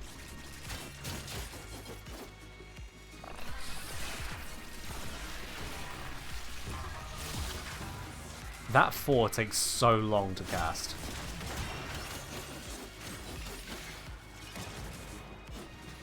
Alright. I mean, I could try and aim for some finishes here. Fun fact, frozen enemies, despite being thoroughly incapacitated, do not count for finishers. Am I the only one that finds that a little wild? Completely immobilize enemies. They could not be more incapacitated. Not open to finishers.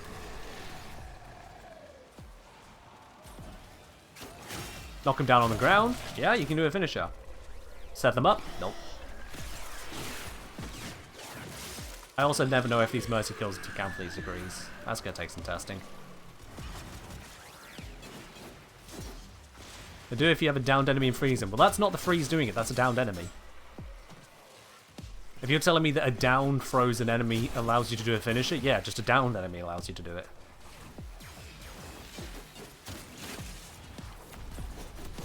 Flailing from fire proc home to finisher. I can understand that not applying. because they're moving around. You know, you're trying to get that ideal finishing hit in. You need to get the spot, but they are dead frozen. Like, come on.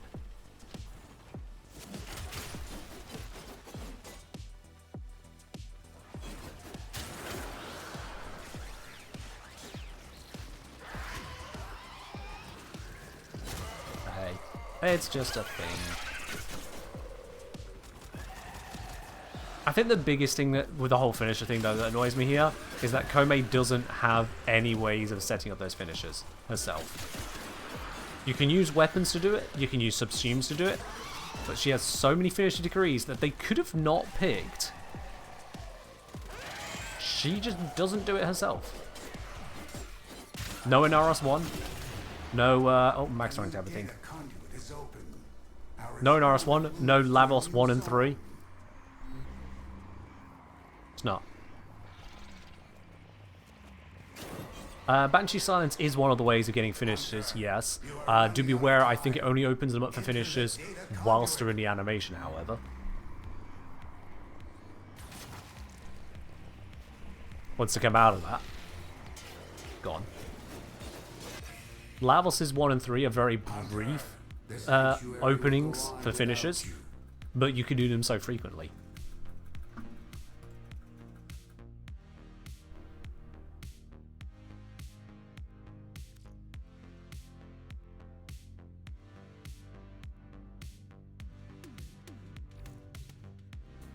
You can't perform fancy moves on a statue. I mean, have you seen how strong Warframes are? I think we can pull it off. If you want to do finishes, just go Excalibur or Ash. Those work as well. Alright, we got... Let's sort these by name. Ash, innate finishers. Atlas, Petrify. Don't know if it opens them for finishers, but it will maintain their alert status, which can allow for finishers.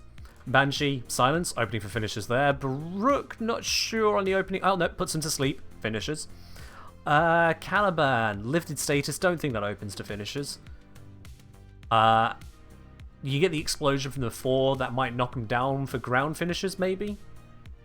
Maybe? You can do finishers on suspecting enemies? Yes, you can, yeah. Chroma. Don't think Chroma has an opening for finishers. Not sure on that, no.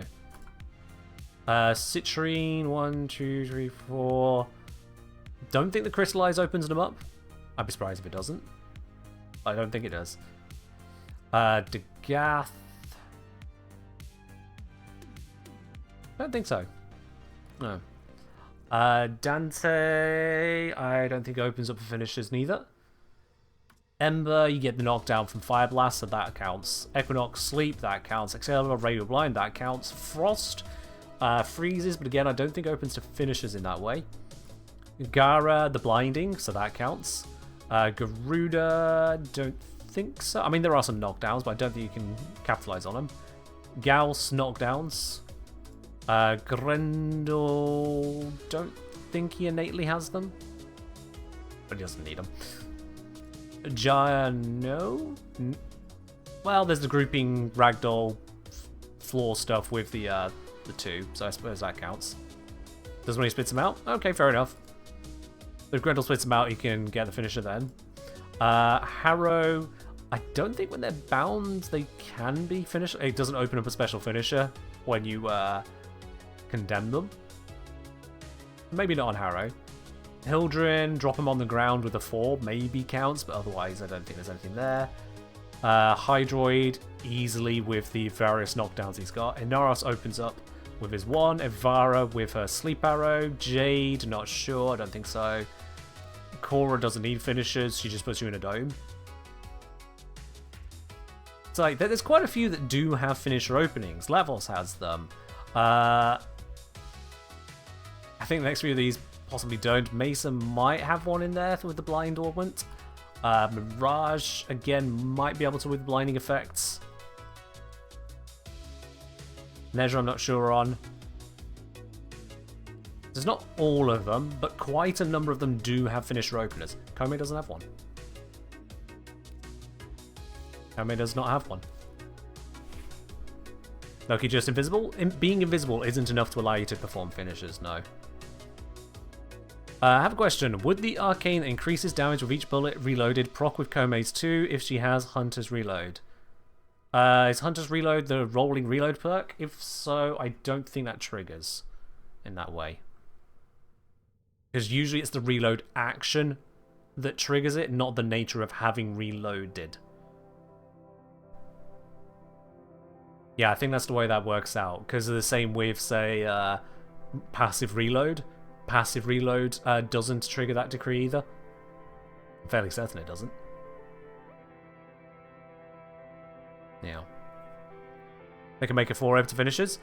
They can make her 4 open to finishers. They can make her 1 open to finishers. They can make it where she has some passive or active effects she can utilize whilst she has a finisher decree. Give her something she can lean into. So she can manipulate her fate. Oh, she's got this situation. Well, looks like I just happen to have this power to work with it. Things to that effect. There are ways they could go about it, but instead, she doesn't seem to have any of them. Which makes it awkward. It feels like you then have to bring some other way of opening the finishers. And there are operator schools as well, but again, it's opening you up there to do it that way.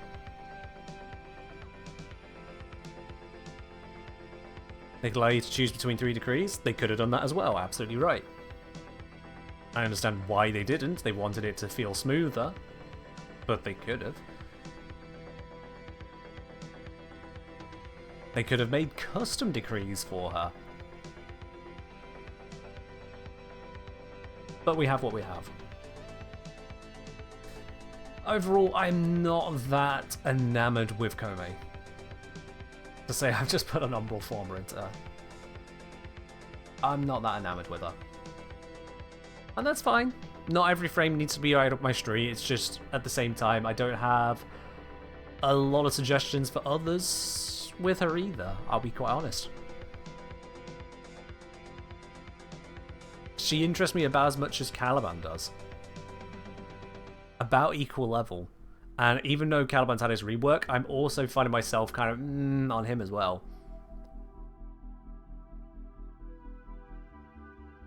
And we went to a lot of lengths on the previous stream to try and get Caliban's summons to do considerable damage, only for them to fire like absolute derps. Yeah. You should all see what niche Kome fills in Warframe. I think that comes down to the fate manipulation she does, just feeling a little bit too random. Mirror say, if you get her in circuit and you get a decree from a 2, you can choose between 3. Yeah, she works properly in that regard in circuit, sure. What frame has piqued my interest since started playing? Lavos. Wrong Lavos. Lavos. Yeah. Straight up. Is there an unpopular or non-meta weapon that you genuinely enjoy? I don't know how much non-meta you would consider it at this point, but I do enjoy using the Observe here, my Gaze secondary kick gun. It just feels pretty damn reliable for a little handheld beam you pick up from an early game vendor. So out of all of the weapons, that's the one that springs to mind there for completely off meta. The meta's pretty broad. The meta is pretty damn broad. There's a lot of weapons which are good meta.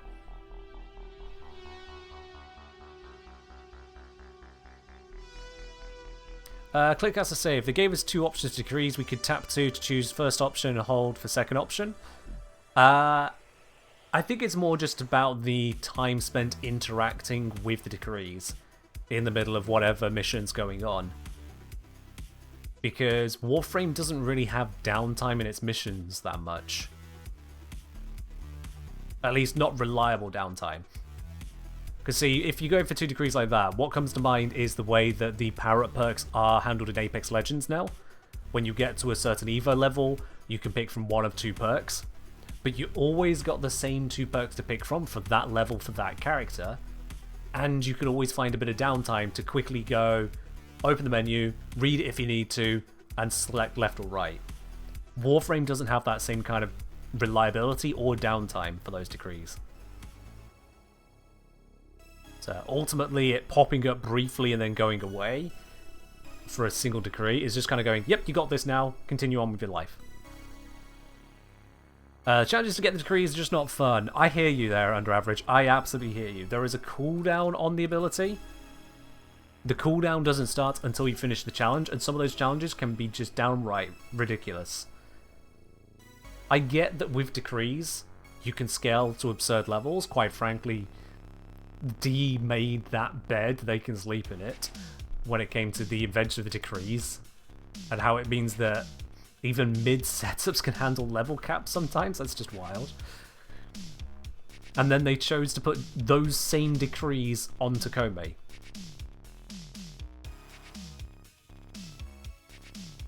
It just feels like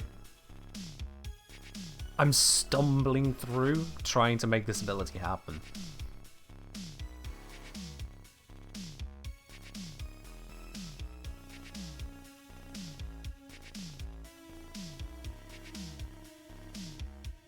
So yeah, I'm just, if you could make a frame, what would it be, and what abilities would they be? I'm not going to invent a whole frame right now. I'm not going to invent a whole frame. I'll leave that to I'll leave that to Pablo, partly because it's Pablo's job, not mine, but also partly because I don't want to start spinning ideas for an entire frame that you guys are never ever going to see. I've done that a couple times before now, but what I like to avoid is just talking about what you haven't got. That's part of my frustration here with Kome, is that I want to talk about what we have got, and what we have got is not a lot. Not a lot that really grabs me. The 4 takes an absurdly long time to cast for a crowd control ability, which also doesn't give you the status output you would expect on reading the ability. The defense is a weird one. The decrees, as we've discussed at length, are just problematic. The threads on this just kinda miss the mark. And I don't really know how I feel about her kit. I want to be happy with her in a way that I can then promote that for you guys, and I'm just not clicking it. I'm just not clicking it.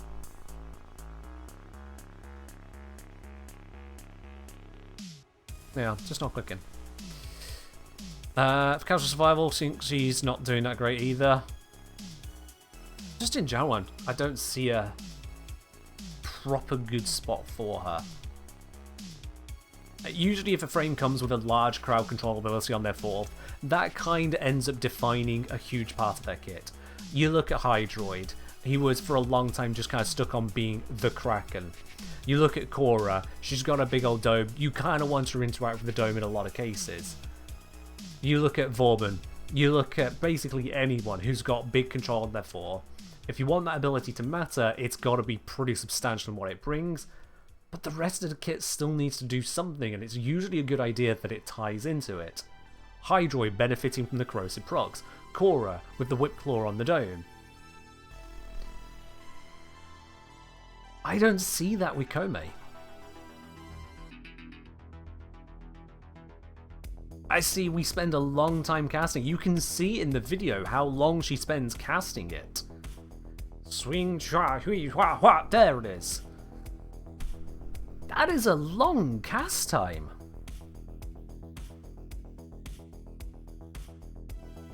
I don't care how far it reaches, and it doesn't even reach in a circle.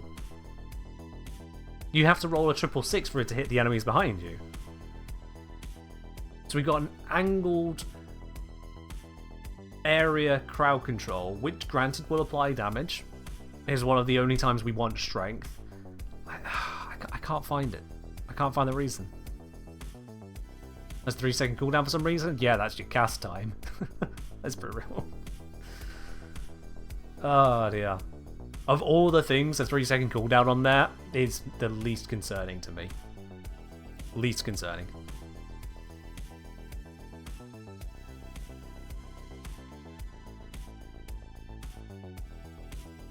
So yeah. How much did I say? A problem is every effective build for her is built to compensate for problems. It's bad, and that's a bad shoehorn to be in. Yeah, I know what you mean there. I know what you mean. as a Kutsu, I see what you're saying. Again, it's an idea which D haven't gone with, so at that point you're basically talking about a rework for a brand new frame. That is on the level of rework at that point. You play bounties and planes of Cetus Kome is fun open world. I mean, if you're having fun, hard to kill, you're having fun. Sure, have fun. I can't take that away from you. If I were going to the Plains of Eidolon, I wouldn't take Kome. Because I genuinely do not see what she provides on the Plains of Eidolon that I would care about. Random decrees, where many of them are going to be finisher related stuff. I don't remember the last time I did a finisher on the Plains of Eidolon. I genuinely do not remember. This, in its limited range and cast in a narrow line, does not fill me with confidence for a large open space. Omamori is just kind of her weird defensive thing. I still need to further look at that, but the way it's described just kind of makes me sad. Also, this uses strength, the heal multiplier. It does use strength, okay. So that is notable. It does use strength there, that is kind of important. And then from the Raku, sure, you got a crowd control. If that's the thing she's bringing to an open world mission, it just doesn't feel like it to me. It just doesn't land.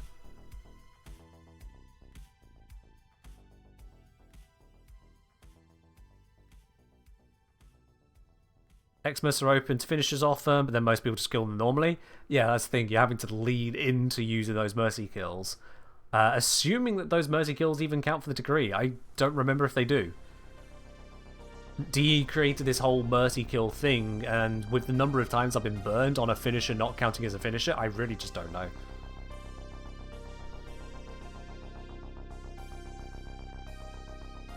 I hate that I don't know, but this isn't the kind of game where I can read it and expect to know what it means by what it says. What's the fastest way to get neural sensors on Jupiter? Quite possibly the infested survival mission, if I had to guess. And if you're not doing it on Steel Path, make sure you have friends with you to increase the number of spawns. So that would be this one right here, Chimeria. You've got extra resource drop chances. It's infested, so there's going to be a whole bunch of them. Bring a friend, well, bring a full squad, slam through that survival, stick together. Yeah. We can list Caesar's finishers. Does it mean finishers for the finisher decrees, or are they a kind of finisher? This is the problem. I just simply don't trust this game to be consistent on these things at this point. And that is, again, a painful spot to be in. I can read an ability, I can read a feature, and I don't actually know if that's how it works. My biggest bugbear on this still remains in the galvanized mods. If I take, just get an empty slot. Put these two mods next to each other real quick. So, galvanized chamber. Gives multi-shot, on kill, gives more multi-shot, stacks up to 5 times. For a duration. Galvanized scope gives crit chance. On headshot kill, gives more crit chance. Stacks up to 5 times, has a duration. If you were to just read these two mods, aside from the, obviously this needs headshots and aiming, this one doesn't, they would look like they function the same. They look like they function the same. And they don't. How many years did it take them to make a radiating disarm actually apply radiation? It took me raising it at 10OCon. Quill. When I was there in person, I complained to one of the devs about how the Orbment will say one thing and do another. And they didn't realise. And then, not long after that, it changed. What do you know? I think they didn't actually make it apply radiation. In the end, they changed the description. Oh, no, it does apply radiation now, yeah. At first, they changed the description, and then they changed it to actually apply radiation, yeah. For a moment, they changed it from apply radiation to apply confusion, because that's what it actually did. Despite the fact that the radiation proc is confusion, they're different things, because that's how this game works. This is why I don't trust what the game says. This is why I end up having to question every single time something talks about finishes, or talks about damage, or talks about plus, when so many times it isn't even a plus. Confusion is that weird Nick status? Yes, but no. Because yes, but also no. So yeah, just on the matter of these mods here, the galvanized mods are full of these kinds of things. It turns out this one, the stack up to 5 times, every time you lose a stack, the remaining stacks reset their duration. Whereas this one, all of the stacks have independent timers. So it's not like they keep stacking and refreshing and then all vanish at once, like a heat proc. They'll just start vanishing underneath you because it's already been 12 seconds for the first one, even though the fifth one might still be on 4 seconds. They're completely different stack types, and you would not know by reading the mods. And that is one of my bigger bugbears in this game, is that it just doesn't tell you. It gives you the impression that it's told you, and it actually doesn't. Ah, pain. Just pain. Devsco saying, biggest gripe is you have 50 of this mod, but if you rank one up, it uninstalls the unranked one every time. Descaler, you might be doing it wrong. You might be doing it wrong. Let me see if I can get a demonstration one for you here. If I sort by name. Let's see, do I have a suitable example? And then I can test to see if I'm right about this. Actually, why am I doing it like this? I can... Let's see here. Let's go with Accelerated Blast. Accelerated Blast, I've got a whole bunch of those. They're all unranked. They go on shotguns. Let's test this for you. I think I know a way to solve this, but I'm going to check if I'm even right. Let's grab a shotgun. Felarx. Everyone knows that's a shotgun. Cool.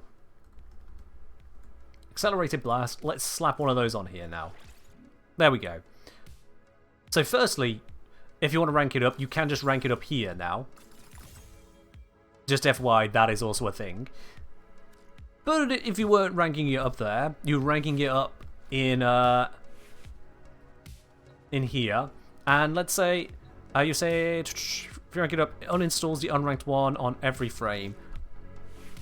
Or just anything where you don't have the capacity, right? It would take it off here, off this weapon, because you don't have the capacity. So let me fill up the capacity real quickly to try and cause this to happen.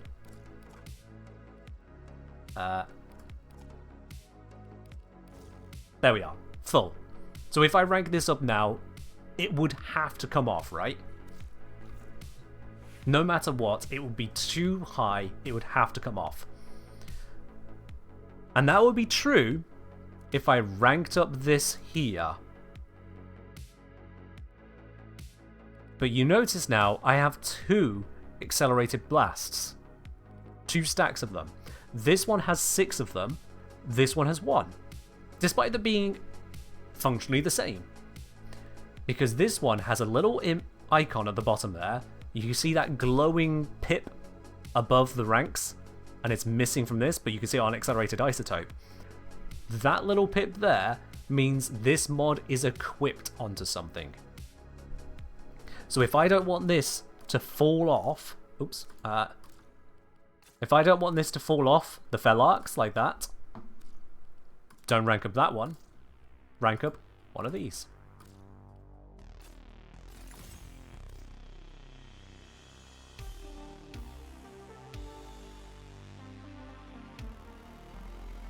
I take it all back. D, what the fuck? I specific...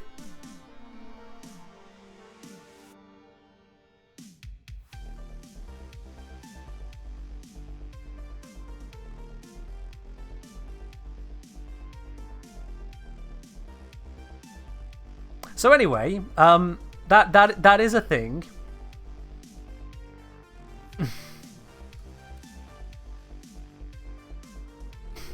Fair enough. I thought I had that one. I genuinely thought I had it. All right, whatever. Rank it up in the arsenal, and if no, it just doesn't work. D, what the fuck? No, it's fine. Dev's got it. It's fine. I'm just gonna stretch a moment. Whilst that one just ripples through me. It should work exactly as I described. It should, and it doesn't, and I hate that. It's this game being once again inconsistent. It's like, oh, here's the mod that's on the weapon. Here's the mod that's not on the weapon. Do you want to rank up the one that's not on the weapon? Tough. Now that means you're using the one that's on the weapon. Go die in a hole. Okay. Whew. Petra asking, hey, if I'm not here for the end of the stream and win, do you send me a message that say, or you change to the winner? I will send a message on Twitch as a DM to all the winners. Make sure you have your DMs open for that. You have 24 hours to respond. I also announce the winners over on Discord in the giveaway winners channel. That's how it works whenever we do the ticket system. So yeah. But we're about to be doing the draw in a moment anyway. So if you haven't already grabbed a ticket for the 4 100 Platinum draws we're going to be doing in just a moment, make sure you grab yourself a ticket. Make sure you do that. Let's update the form account, because we have done 4 normals, 2 umbrals, and we're going to have to do a whole bunch more of those later. Probably just going to have to slam those out next stream, so that we actually get those all done. Because that'll be good.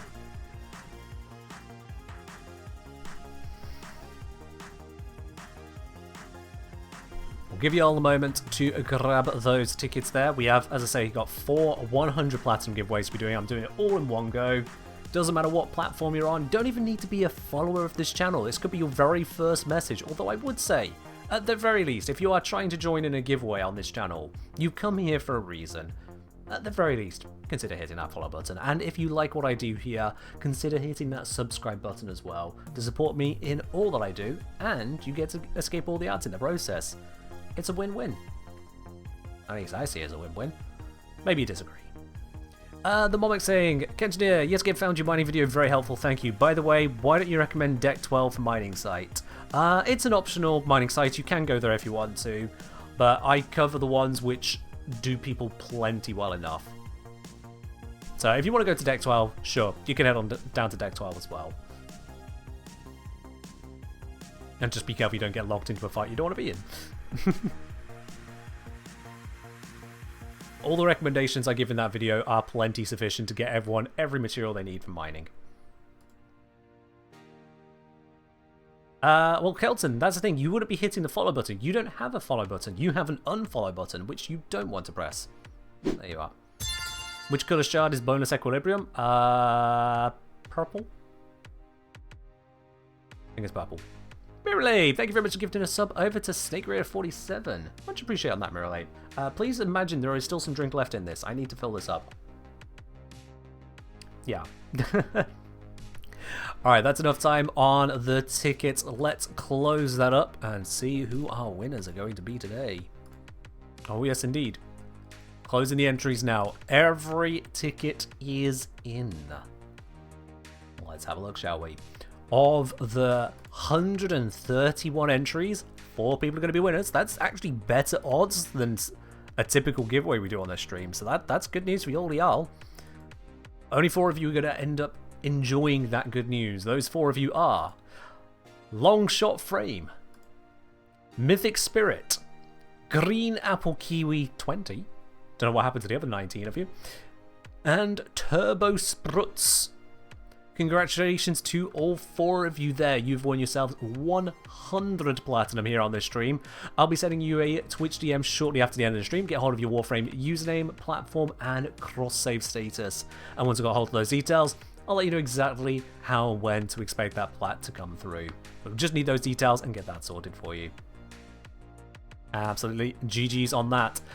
And to everyone else, that is just some of the giveaways we've got available to us as part of the Quest to Conquer Cancer, because you may notice that was a bunch of 100 Platinum giveaways. I am going to be running some more of these kinds of super giveaways throughout the rest of the month, because we have got a few of them left over, including, as it so happens, a Sevagoth Prime Access Pack. But that is going to have to be on another stream. You can look forward to that. But for now, that is all that we've got time for. We're going to be raiding on over to another part of the Warframe community. Who can we raid on over to today, I wonder? Let's just switch us onto a little bit of an intermission screen, as it were. Who can we raid today? Let's have a look at the Twitch category. Who is live in Warframe? Other than me, of course, because, you know, I'm ending. We've got Brozai, Lori, Gaz. Apparently one that's blurred out for sexual themes. Go figure, we'll just skip past that then.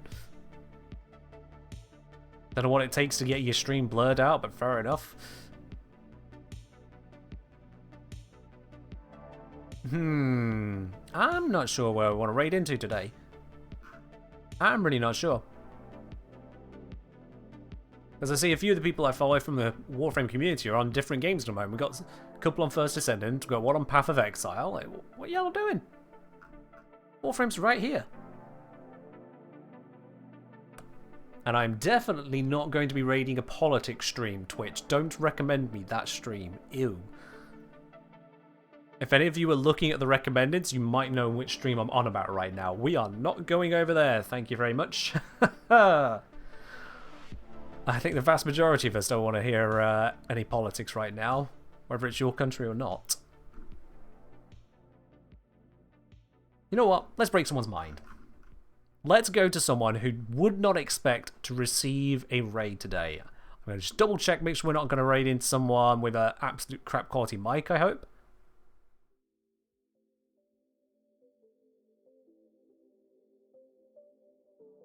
I'm just waiting for them to say something. They're definitely on their camera. They're definitely playing. Are they going to speak? Gamble. We're just going to gamble. They're not saying anything. Let's find out. Let's break someone's mind. We're going to raid on over to someone who currently has 3 viewers, chat. I want you to be on your absolute best behavior. I want you to make them feel absolutely amazing for this moment. If I choose someone with a camera, there's a good chance there's a decent mic. You say that, you say that. We've done this before now. But let's raid on in. Let's go make someone's day. But that is all from me for today. Thank you very much for joining in. I'll see you again on Wednesday for some more Warframe. Bye-bye for now.